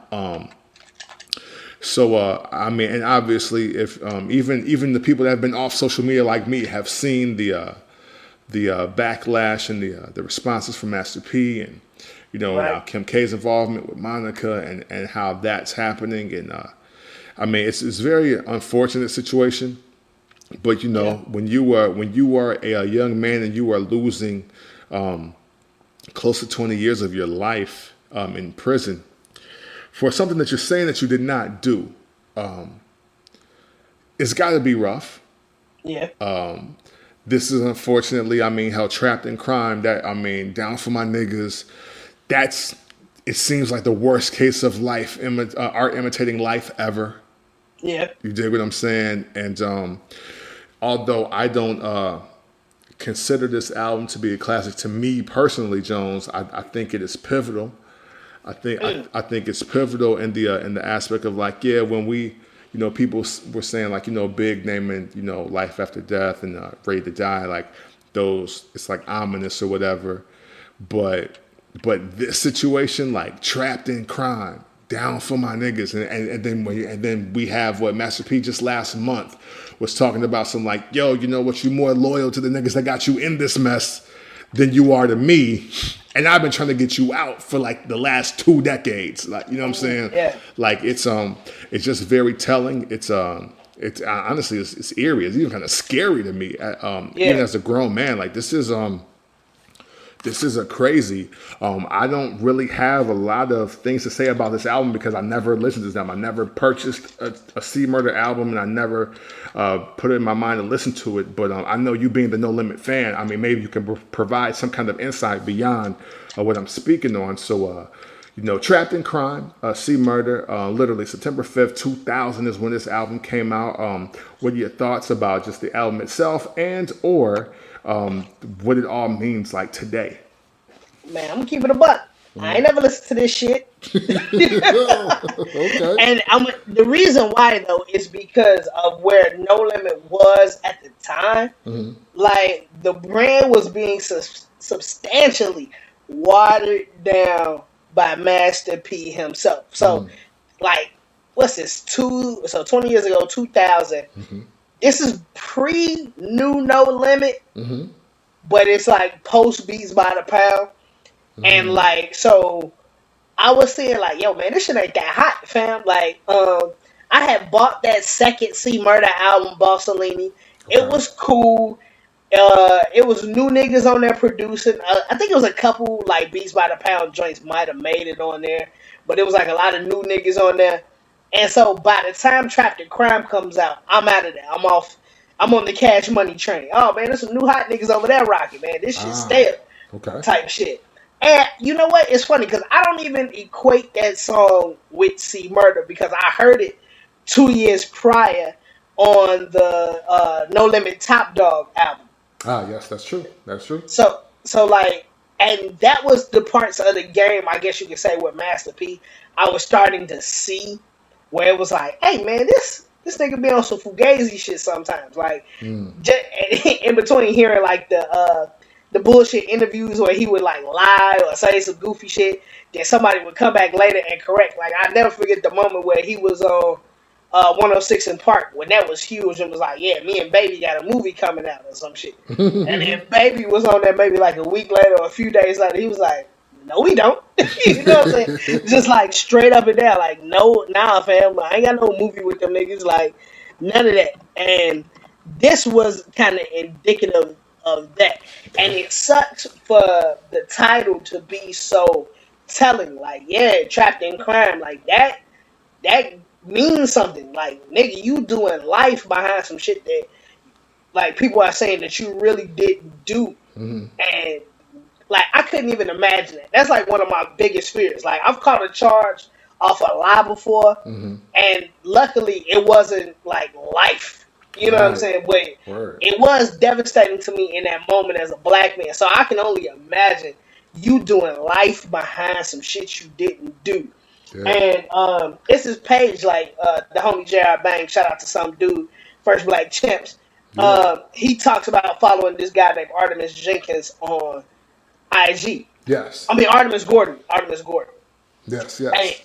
And he wrote a post. He talked about, like, C Murder still living in the projects after being, like, successful, like, having a joint. Like, they showed it on the No Limit Chronicles. And he was like, that was just dumb. Like, why would you do that? Like, you made it out. Like, that doesn't do anything for anybody except for create jealousy and put you in a position where you might got to bust a move in a way that, like, to show that you real, but you really don't want to be doing. Like, you don't gotta be there to inspire that type of change. Like, you can have the Corey Miller gas station or the Corey Miller hair salon type shit. And it really made me think of just all the bullshit that we've unlearned in our growing, like, just since the 90s. Like, you know, coming from, like, Gary being the murder capital of the nation at one point during my childhood. Yeah. Like, we used to scream that shit. Yeah, that's right, nigga. We from the murder capital. That's not good. You know what I'm saying? Like, right. As being a multi-millionaire with a crib and a projects don't prove shit to nobody. Right. Like, Fact. you know what I'm saying? Like, there's other ways to inspire. So it sucks to see that mentality really trap somebody in a situation that they didn't have to be in. You know what I'm saying? Like, right. And even the other footage that you see, C Murder, where he was trying to shoot somebody. Thank God the gun jammed. But, like, he was actively trying to shoot somebody, and they got footage of that. Right. That's dumb shit. Like, you don't, just because you weren't let in a club, like, bruised ego, street nigga shit. Yeah. Like, nigga, your brother is Master P. At one point, that motherfucker was worth $500 million, $500 million. Right. Why are you in those situations? And it's just a reminder to me of, like, the mentality that we have to grow out of. Like, being street and dumb don't make you real. You know what I'm saying? Like, that don't make you a real ass nigga. It don't make you a real man. It just means you real dumb. You know what I'm saying? Like, and I hope C Murder gets out of that. So please, people, don't get that misconstrued. I want him free, especially if he innocent of a crime. Fuck that. Get him out of there. Right. But we have to learn as people to not put ourselves in positions where it's like, hey, man, you the guy. You're the guy, like, we want you. Like, nah, like, Master P, even though I think Master P, like, kind of fudges history sometimes, one of the basic things is, you don't need to be there. Why are you there? Right. Stay the fuck away from that shit. And even as a person with, like, barely middle class success, such as myself, I had to tell myself, like, fam, I don't need to be on the block no more. Like, that's, the block is home. That's always gonna be there. But me just being outside don't do nothing for nobody. Like, and I ain't proving nothing to nobody. And that's on a small scale. So a multi-millionaire being locked up don't do nothing for nobody. Right. Yeah, man. It's I mean, hey Jones, I don't even want to step on anything that you said because that rang so true. I just want people to sit with that. You know what I'm saying? Like, I don't want to step on that at all. Because you're absolutely right. And this whole situation, you know, I'm always like, I mean, outside of Silk the Shocker, man, he seems like to be like the only person in No Limit, like, period. Maybe him and Mia X that are like, yo, I don't care about this hood mentality, this hood, like, stripes or whatever. You know what I'm saying? Like, unfortunately, like, you know what I'm saying? Like, and I say that unfortunately because, you know, yes, they do have a community. They do have a project that needs to be impacted positively, just like hundreds of thousands of other black communities, you know, and brown communities as well. But still being of the people is not necessarily the most effective and impactful way. Yeah.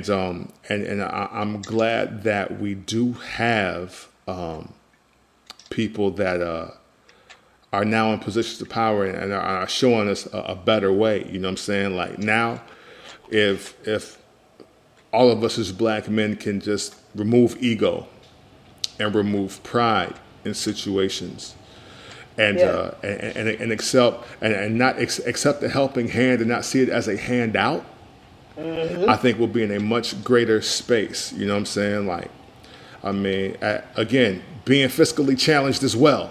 You know what I'm saying? Like, as a person that has been fiscally challenged, like, now I know I'm in a position where, like, you know what? I have no ego. I have no pride. If somebody was to give me 6 or 7 figures because they just want to help me out, one, I'm fucking taking it. Like, you know what I'm saying? But 2, I know that I've put in the work, and this is another act of faith, I think, on my end. This is God blessing me in a way I didn't expect. Yeah. You know what I'm saying? It's not me needing another man to take care of me. Like, it's not that. It's like, you know, sometimes, you know, we get the road to riches a little fuzzy. It's like, sometimes somebody has watched you work, struggle, or whatever, and now this is your reward to reap. And you should just do just that, and you should just be quiet about it. And then if you feel that way, then be a blessing to somebody else. Dude, like how do you think the president of the United States amassed his fortune? Right. Somebody gave him that shit. Exactly. He hustled on the block to get the shit. Right. Exactly. You know what I'm saying? Exactly. I mean, I think just as a black community, a black delegation, if you will, we need to. I mean, if we're willing to do anything in the streets to get the money, then we should be willing to take it. I mean, to receive it from anybody that's willing to give it to us too. Then, like, you know what I'm saying? Like, yo, if I can become a millionaire because somebody gave it to me and not because I moved 2,000 bricks, facts. I win. Like, you know what I'm saying? Like, but I mean, and that's not saying like be out on the take, but it's just like, don't think that you have to be married to a particular lifestyle or a particular mindset or animalistic behavior to survive, make it, and be respected. It's like, dog, you got to. Sometimes doing the right thing is just knowing that when the right thing is being done to you, Right. Yeah, but yeah, man. Just to highlight again, C Murder, Trapped in Crime. Very telling on so many different levels. It turned 20 this weekend. It's 24 tracks. Y'all know how I feel about albums over 12. So I was going to say I was going to listen to all of this, but who knows, all right? Just listen to C Murder, Life After Death, A Life or Death. You'll be fine. Listen to that shit instead. Yeah, hey, that's... Jones has a point. Banging on lunch tables. You damn right. All right, new music, Jones. I know more is out than what I have listed, but hey, I only want to talk about one album this week, Jones. Okay. And that album is Big Sean's Detroit 2. Hey, okay. Oh, man. So, for everybody that will obviously never see, Jones had dropped the track list for the Detroit 2 project and said, hey, yo, this might be decent. And I'm like, well, not to you, it won't be. Like, you don't even like this nigga. Like you don't fuck with Big Sean. You gonna think shit is okay. Like, and that's cool. Like, that's fine. But what I want to do is right now, I want to congratulate Big Sean. Detroit 2 is a super dope project, man. I love that he kept the format of the original Detroit project. Yeah. And listen, man, Big Sean is an elite MC. I don't know why he is not regarded in that way by the majority. You know why. Jones, I honestly don't. I honestly do not. And we can get deeper into that topic after you speak your piece on this. So, okay.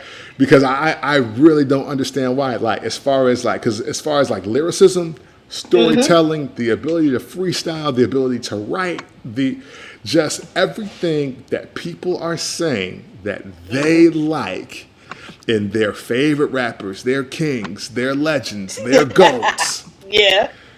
Big Sean is off the charts in all of these categories. Okay. And he's left out of conversations, and like, I mean, I'm glad he dropped it for himself. Like, hey, not too many people have sold 50 to 60 million albums, Jones, in the last decade. They have not. True. So, I mean, like, Big Sean is in rarer air than people even want to acknowledge. But here we are. And but you know what? The thing is that he responds with very dope music.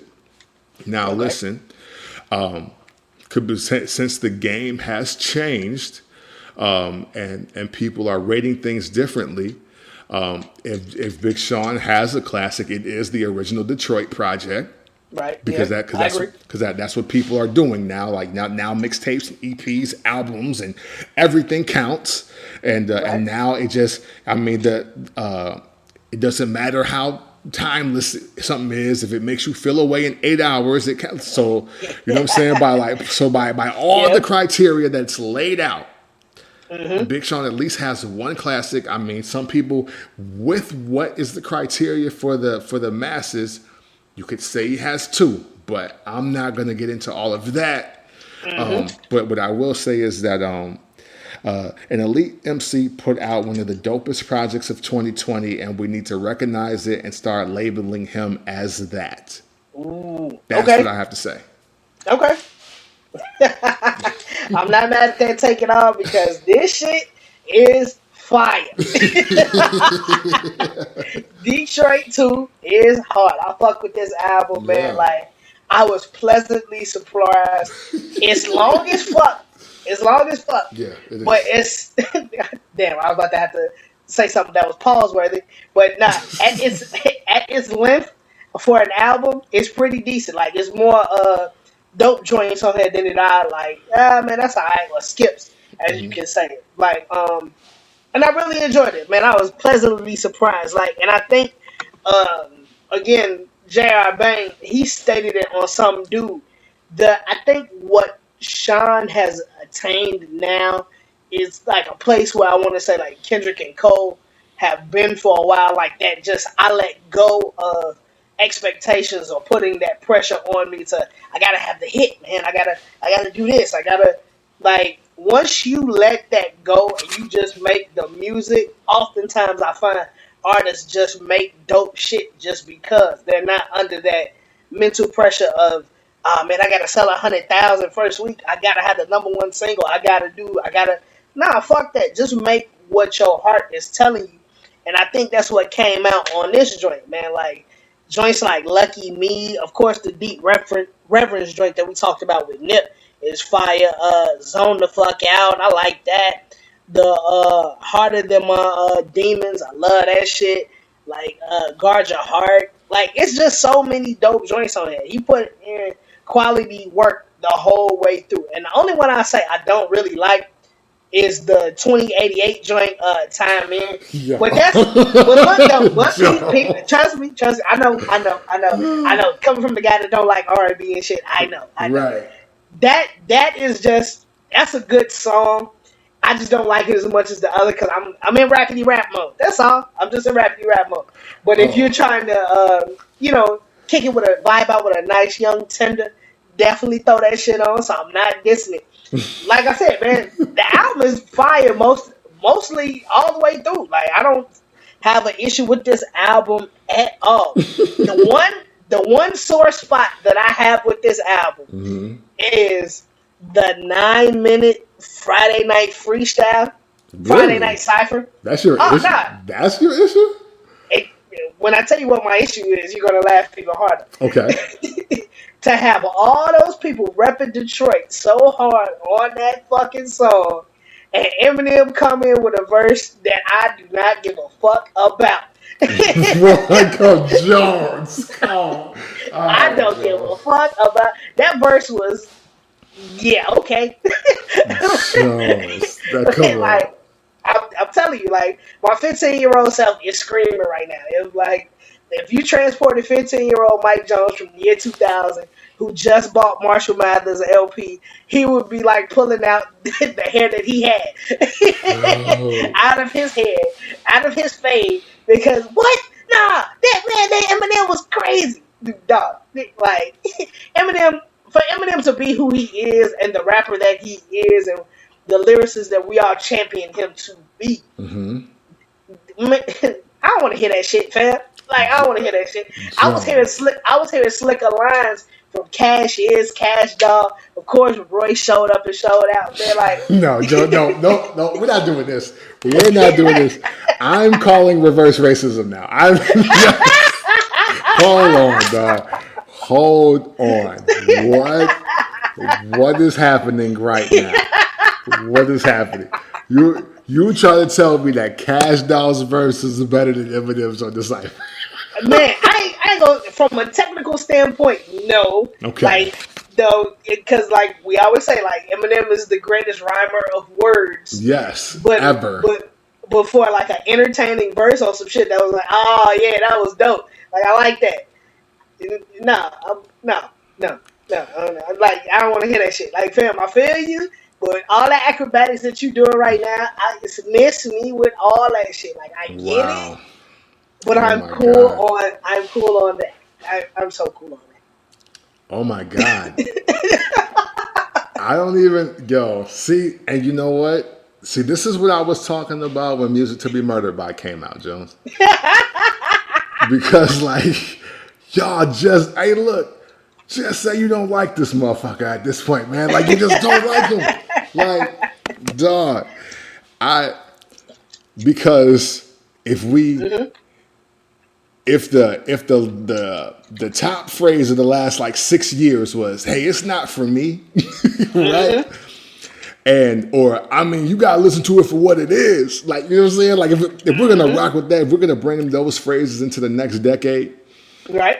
then what I want to be revitalized is that okay that I'm so used to that it doesn't affect me anymore. Okay, I like that. You know what I'm saying? Like because like y'all like everybody is on this. I don't want to hear this shit from Eminem, Mhm. but in reality, it's like watching Friday for the 10,000th time. The movie is still great. The Uh movie huh. is great. It don't matter if you watched it since '95, and it don't matter if you know all the lines in the movie. Mhm. It don't mean the movie ain't great no more. Hey, look, No, no, when no. Friday was coming on USA, I was like, man, I ain't trying to watch that shit right now. Right. I got it. I got it on DVD. Nope. You know what? I ain't even gonna let you do that to Friday. Cause what it is this. Friday is always great. So Friday would be like Marshall Mathers LP or those first three Eminem albums, right? Okay. If if Ice Cube made the same movie with the same characters, stuck in the same loop, doing the same shit on a Friday with like Ezel still a crackhead, there's no evolution to that. Like Smokey still living with his mama. Like it got to be something there to like hold you over to be like, oh yeah, that was dope. That Eminem verse on that song was like I was kind of anticipating him like going off because he sampled like the Clips beat and shit, and I'm like, all right, bet him on the Clips beat, like let's go. The style Eminem has adopted in the past decade of the fast rapping ass, like, nah, I'm cool, man. I'm cool. It does nothing for me anymore. It doesn't. It don't. It don't got the same pizzazz to it. Maybe if I was just hearing it for the first time, maybe you're right. If I was just hearing it for the first time, it would wow me. But it's like, nah, like, okay, I know you can do that, bro. I know. Like, I know. Yeah, I get it. Yeah, I know. Okay, And that's Jones. it. That's it. To poke holes in your Friday comparison, how do you feel about next Friday? Next Friday is dope. It's not as good as the original, but it's Awesome. dope. Awesome. How do you feel about Friday after next? That shit is hilarious. Okay. Okay. So now, so what you're proving here is Uh-huh. that the Friday franchise, Mm-hmm. which all really looms around Craig really not having a job and getting high. And it don't matter if it's with his friend or with his cousin, Mm-hmm. but you've chosen to enjoy it in its moments For what it is. for what it is.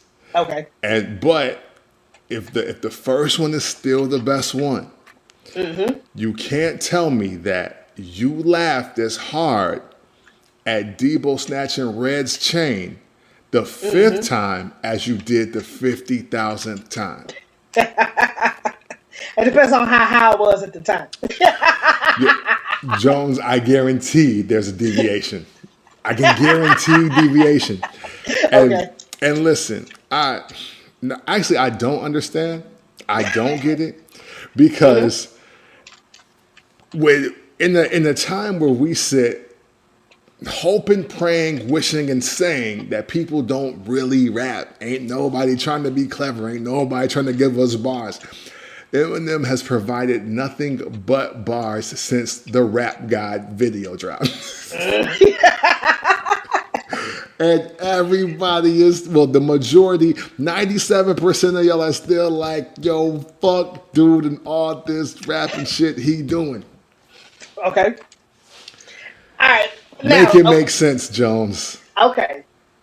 Then to use another analogy, right? Okay. If you've seen the best dunker in the world, like do between the legs over somebody's head dunk, and they keep doing that over and over and over again, it loses its luster. Like, yeah, you know he's one of the best dunkers ever, but it's like, yeah, fam, I seen that before. I get it. I know what you're capable of. Eminem is on the same way, and I'm seeing newer cats saying slicker shit at a slower pace, and it's more exciting than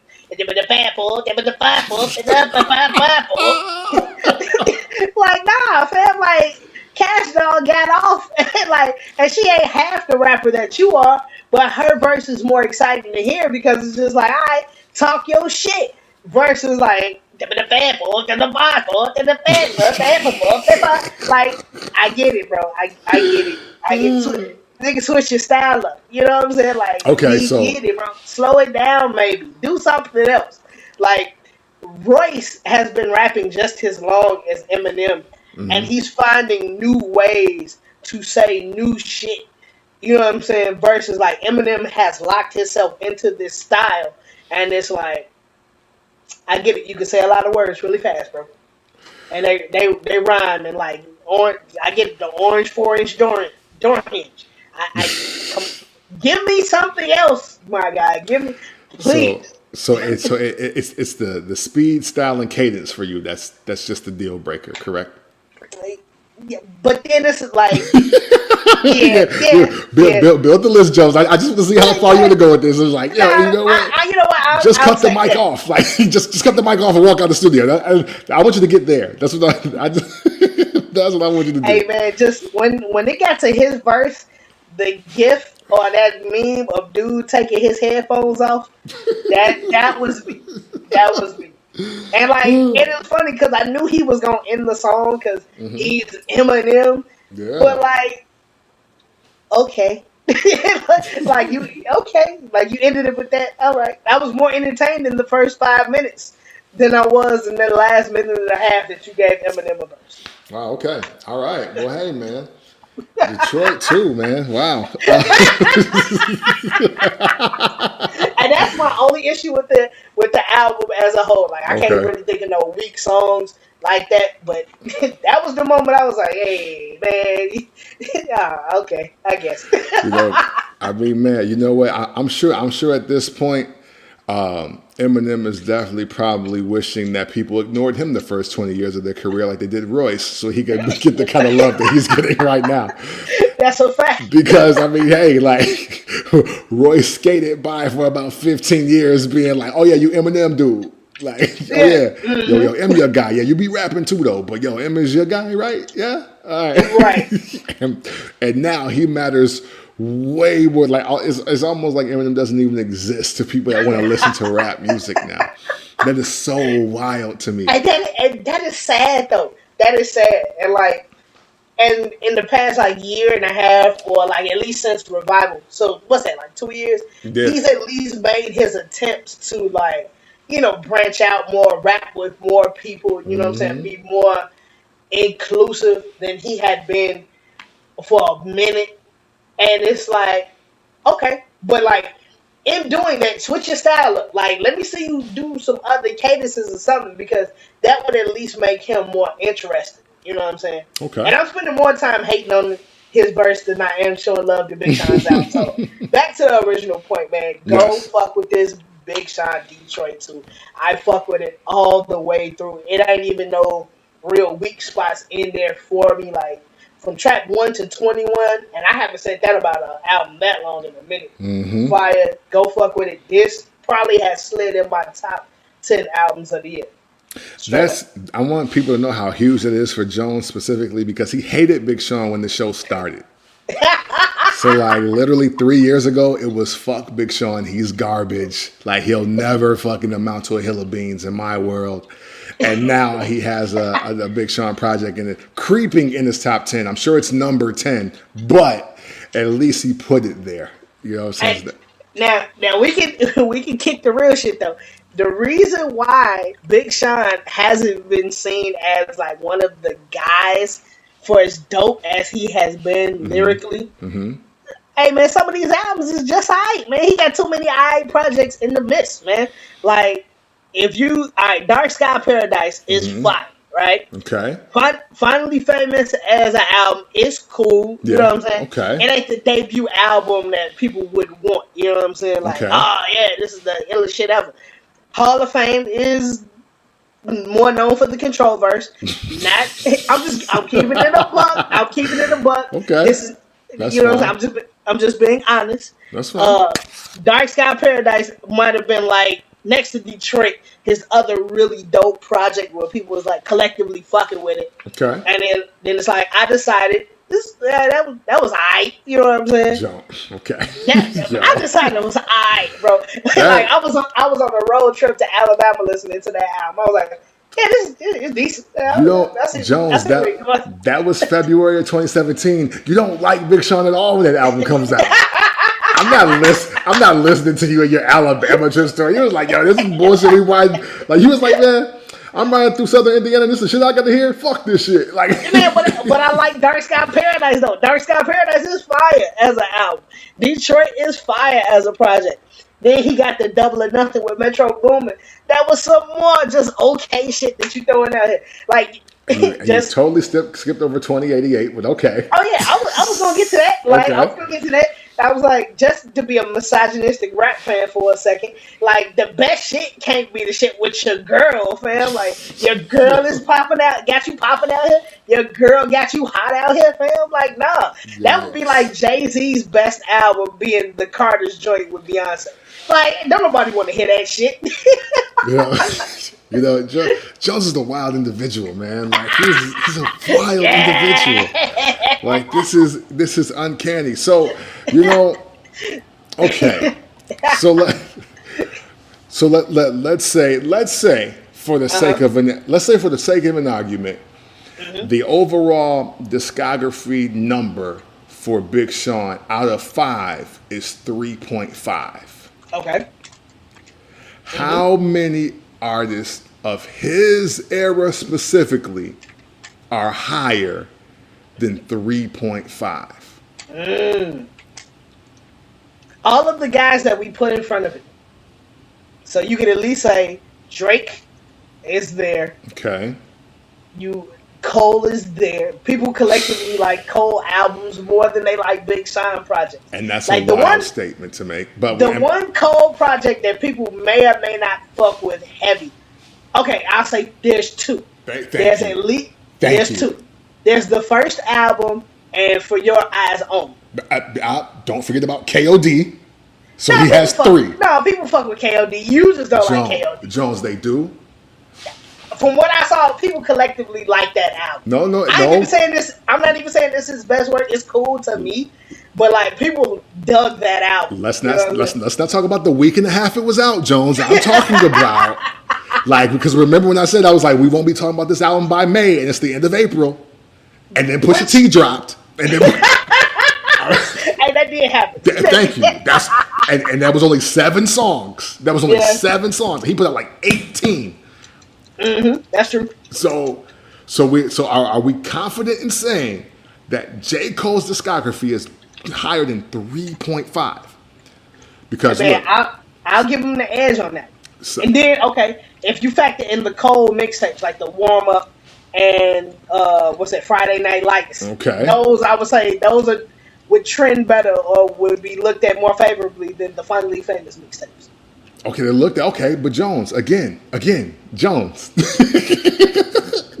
because Finally Famous 1, 2, and 3 led to that album. Hey man, shoot your man some bail all you want. I'm giving you the facts. 3, let's because if we're counting mixtapes, Jones, then I'm giving them a 4. Then I'm giving Big Sean a 4. Okay. So, everybody's at a 4 or 4.1 or greater. Like that's like if we're counting everything, ever done, because then I get to count Cruel Summer, Jones. Ooh, okay. Nah, man, that's not fair. That's not his album. He on half of it. He on Good Music. And he kick off 2 singles. that both were 1 and 2. They were hit singles, and he's the first voice you hear on both of them, Mercy and Click. That's fair and not fair all at the same time. Because when you think of that album, you think Kanye. It ain't like, yeah, Big Sean smoked that shit. It's like, oh yeah, Kanye put out a dope Good Music joint with Big Sean on it. But Jones, who is the shining MC on the entire project? Pusha T. Okay. Yeah, I know. I'm not even gonna acknowledge that because I was like, yo, Kid Cudi has a solo song with the album. Like I'm not hearing anything that you're talking about. But it was a Good Music project. Mm-hmm. Big Sean was an anchor, and that same year Detroit came out. Yeah, that's true. Yep. So that was Big Sean's peak is that album on 2012. Okay. Like when he was like, oh wow, yo, he's super nice. So Detroit and Cruel Summer came out that exact same year. But if you're trying to tell me, Jones, that Sideline Story, which since we're hyping up the mixtapes, a lot of those songs came off the mixtapes. Facts. You got Cruel Summer, then you got 2014 Forest Hills Drives, For Your Eyes Only, and KOD. You trying to tell me that is far and superior over Finally Famous, Hall of Fame, Dark Sky Paradise, I Decided. Mm-hmm.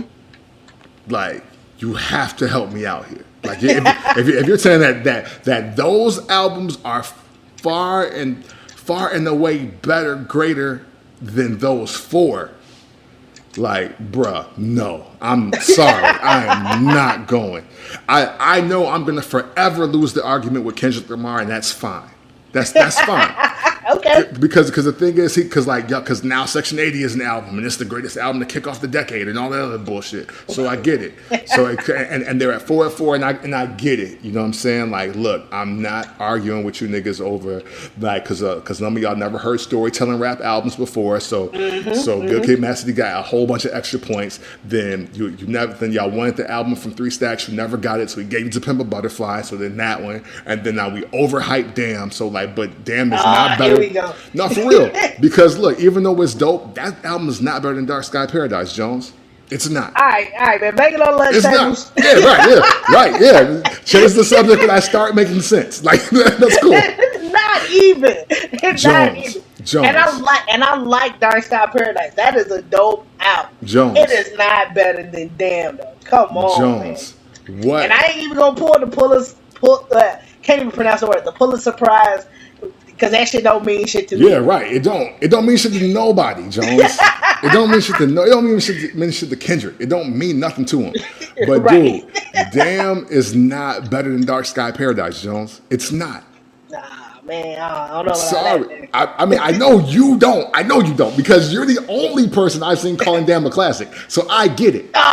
Okay. You're the solo person, Jones. I've never heard anybody else saying this. Like, Kendrick tried to tell us it was going to be one. Mm-hmm. That don't count. So, I was like, you can tell me whatever you want. Kanye West told me that all of his albums were going to be classic, and then The Life of Pablo came out. I don't want to hear any of that shit.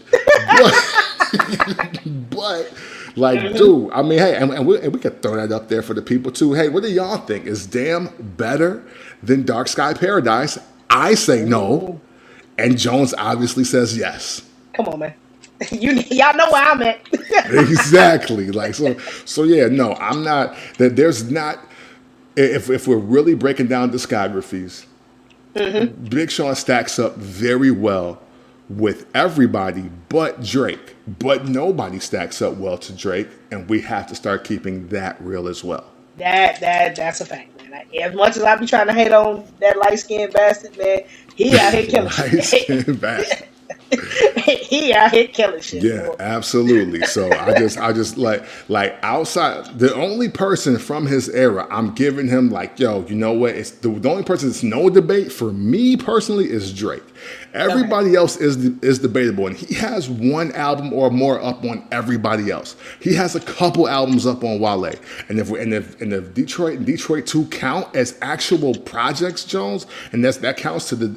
I don't even need the Finally Famous mixtapes. I'll just count both of those, and now he's up. He's up over Cole, no question. He's up over Wale, no question. Because they ain't put out two projects better than that.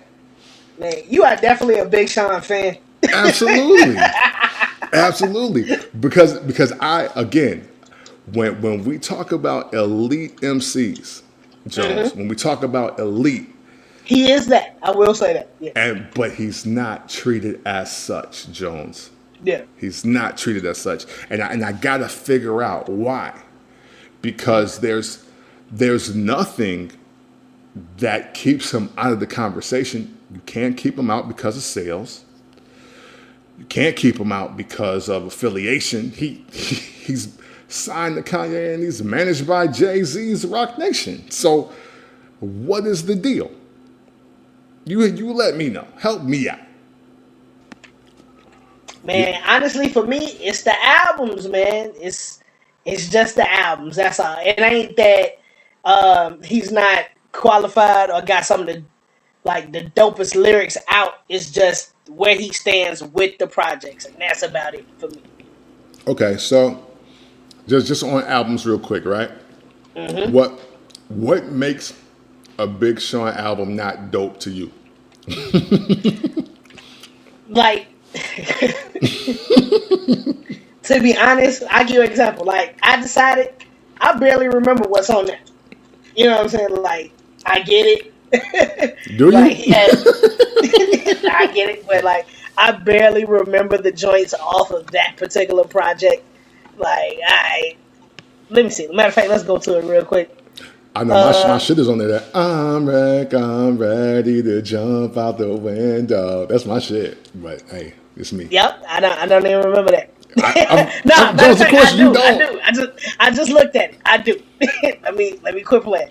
I do remember that. I remember. I kind of remember Light. I remember Bounce Back. Okay. And I remember Sacrifices with the Migos. I got the moves. She got the moves. Yeah, I'm sure you don't remember that. She make the back move. She make them titties move. I make the city move. Yeah. Now that you're singing it, of course I remember it. Hey, Jones, that's all that matters, Jones. That's all that matters. You know what I'm saying? Because as soon as if I was to get into here it is, a groove, slightly transformed, just a bit of a break from the note. Right, okay, now you know exactly what I'm saying. You know exactly what I'm saying. I know what you're saying. You know what I'm saying? I mean, if I was to say I sit the Don P watching Gandhi till I'm charged and writing there my book of rhymes, all the words past the margin, you know exactly what I'm talking about. Yeah, that's a fact. Hey, so if I start singing the song and you remember it, okay, that's a good sign. I'm glad you pulling out classic verses to compare Big Sean to. Yeah, absolutely, right. Yeah, right. And I threw out the B single for his fourth album, and you knew exactly what I was talking about. That's the only thing I wanted to just make clear, Jones. Is like he's not void of everything that people are saying or trying to say that he's void of. Like, what is it? Like, I mean, hey, look, I'm because you know me. I'm all about this. I'm all about voices too. So you be like, yo, I don't like Big Sean's voice. I mean, hey, that's why Lil Wayne will never be in my top 30. So, right, yeah. And I have no problem with that. And I have no problem with that. Like, yo, do they just not like his face? Does he really like Sammy Davis Jr. like when he's just a younger version? Like, what is it? Like, pin something down to me. That's like, yo, Big Sean is not in my top 3, 5, 10 because of this, and I'll leave everybody alone because right now everything that people are throwing out there, like, nah, it's not sticking.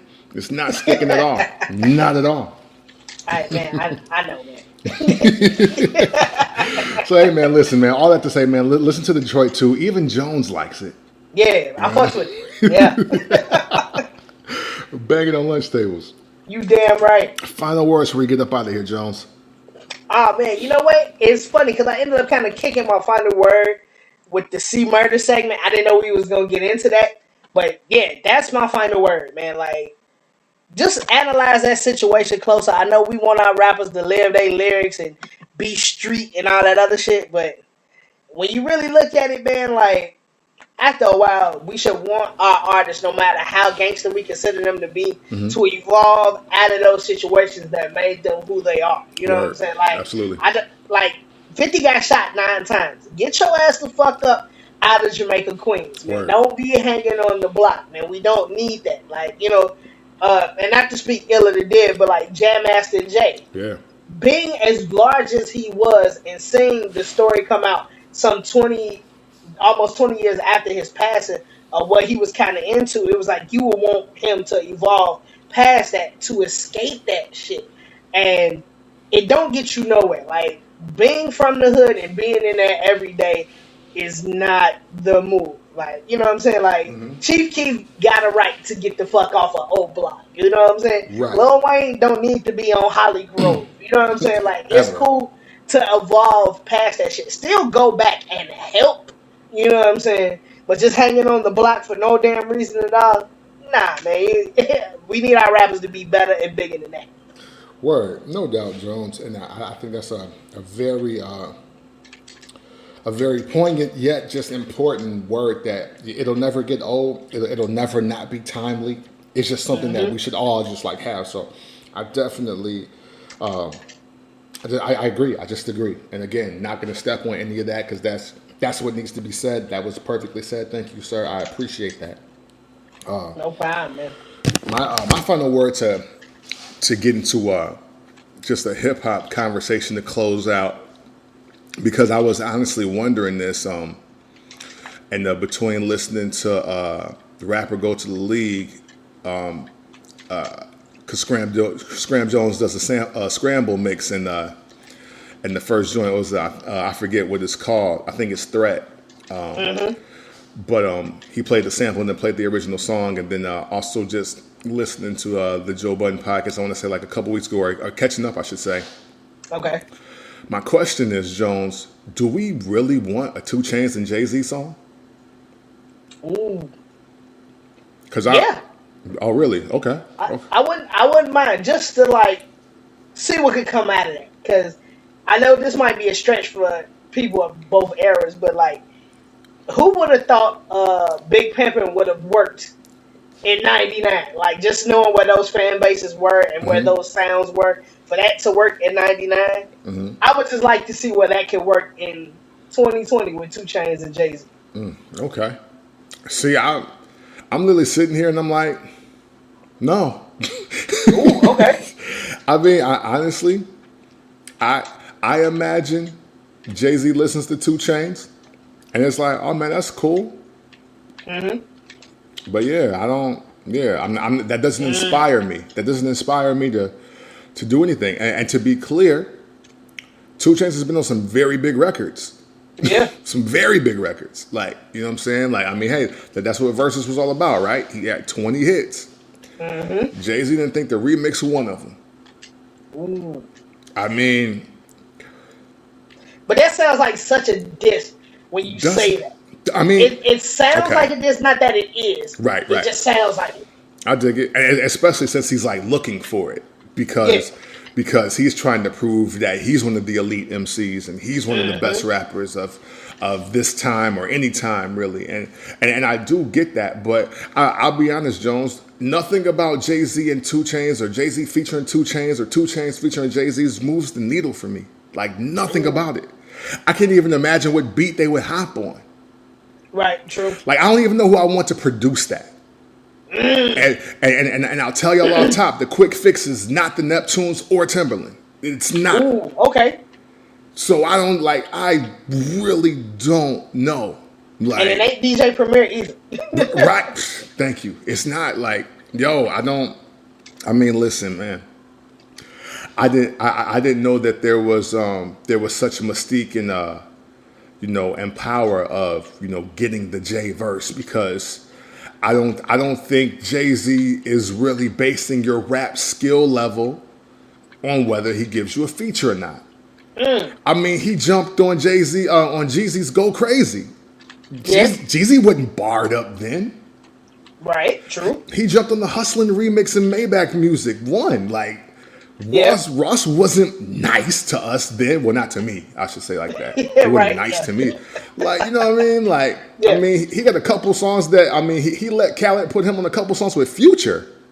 Yeah. Like, I don't think it's that. I just think it's like, yo, I mean, dude, cool. Like, it's, and you know what? And I think that's what's, you know, I mean, unless people were to play the politics game, maybe Jay's relationship with Luda is why he's not doing it.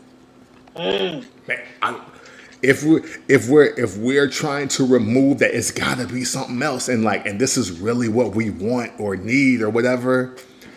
Then maybe that relationship, because maybe unbeknownst to a lot of people, but Jay-Z and Ludacris are like super cool. Right. Yeah. like he's trying to help Ludacris become a billionaire. You dig what I'm saying? So, but I mean, I really sat and thought about that, and I'm like, I didn't know that there was such a thing as like earning a Jay-Z verse. I really didn't. I honestly just did not know that. You know what? I think that's more so amongst the generation that witnessed him become the guy. Okay. And if you rap and like you got Jay-Z on a feature, kind of like similar to the Andre 3000 verse thing. Like, man, I got an Andre 3000 verse. I think along the way, a Jay-Z verse became a prized possession. Then you watched like all of the new guys got one, for example. You know what I'm saying? Like, Okay. Pusha has one, even though he's not a new guy. Right. Pusha has a Jay-Z record. You know what I'm saying? But that Kendrick makes has sense.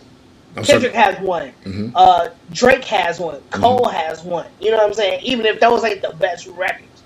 But And like, if you feel like you're just as good, if not better than those people, like those are your peers, and you don't have one, you might look at it like, well, what am I not doing right? Like, Chainz has a whole project with Lil Wayne, who many people consider him to be one of the greatest of all time, and he got 2 Jay-Z features. You know what I'm saying? So I think it's a thing. You know what I'm saying? It's just, I don't know why he wouldn't have one, but I'm not pressed for him to get one either. But him showing his hand and saying that he kind of is or kind of wants one is interesting. I mean, see, but Jones, you know what? All those other ones make sense. Like what doesn't make sense about Pusha T and Jay-Z on the track? True. You know what I'm saying? Yeah. Like, or pushing Kendrick. I mean, and you know what? And we gotta stop making it seem like Kendrick and Jay got a bunch of tracks. They got one. Right? The Kill My Vibe joint, and honestly, that's cool. Like that's cool. It's no double back on that. Yeah. Him and Drake got a couple. Yeah. You know what I'm saying? Him and Cole got a couple. Him and who did we just name? Shit. Lil Wayne. Yes, him and Wayne got a couple, and they're not great. Like they're not like who knew that the M and Wayne songs would be better than the J and Wayne songs? Like, let's talk about that. Like, the M and Wayne songs are way better than the J and Wayne songs. Yeah, maybe. Jones. Maybe. Mr. Carter is better than was it No More? Oh, No Love? Yeah, No Love. I'm sorry. Yes, Yeah, No No Love. Jones. I like that more. But, you know, if somebody said that was better, I get it, I guess. Okay. But I'll say, like, Mr. Carter, but Drop the World, I'll say is better than Mr. Carter. It's definitely better than Hello Brooklyn. Okay, bet. The point is, Yeah. the Wayne and M songs are better than the J and Wayne songs. That's the only point I want to make. Like, no matter how you want to structure them, as long as it's greater than is pointing to the song with Wayne and M, I'm cool. Okay, that's fair. I forgot the name of Drop the World. That's why I didn't drop the name. But like Mr. Nice Watch is not a great song. No. I mean, but Cole's feature on Blueprint 3 is alright. Yeah. So now let's do this. Jones, Push, Kendrick, Cole, Wayne. To you, are all of those guys better rappers than 2 Chainz? Ooh, yes. Okay, so the only person whose features we haven't questioned in that whole entire conversation was Pusha T. So now, why would Jay-Z do a song with a guy who's better than all of that's not better than the guys that he's already collabed with? That, and they're still not making the kind of songs that we are heralding, in hip hop. Ooh. I mean, you got a point.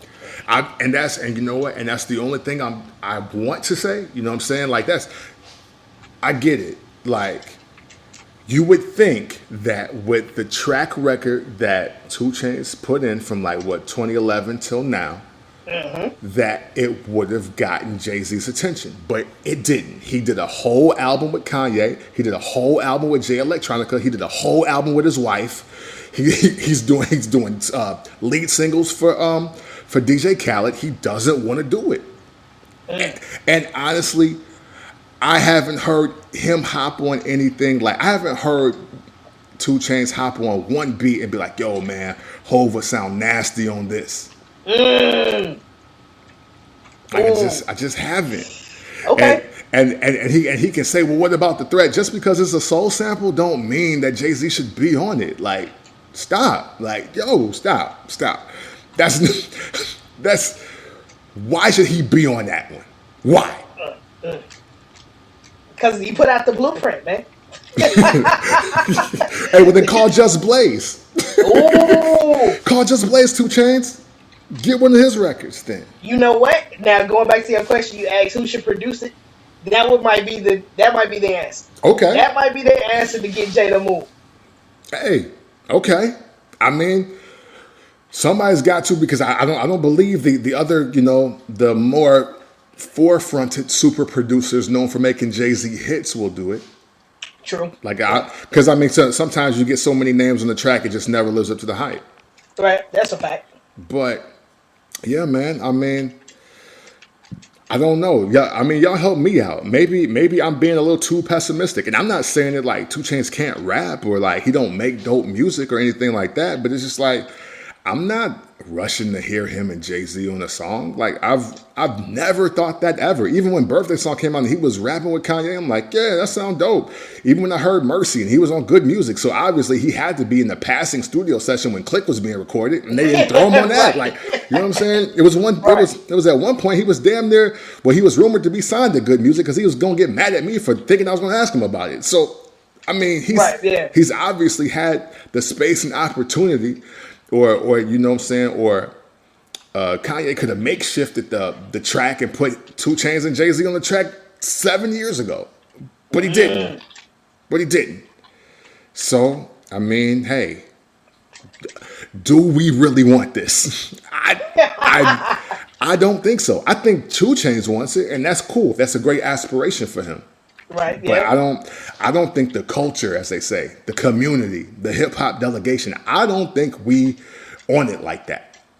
Now, the one thing I would say, this would be my final little word of it. Mm-hmm.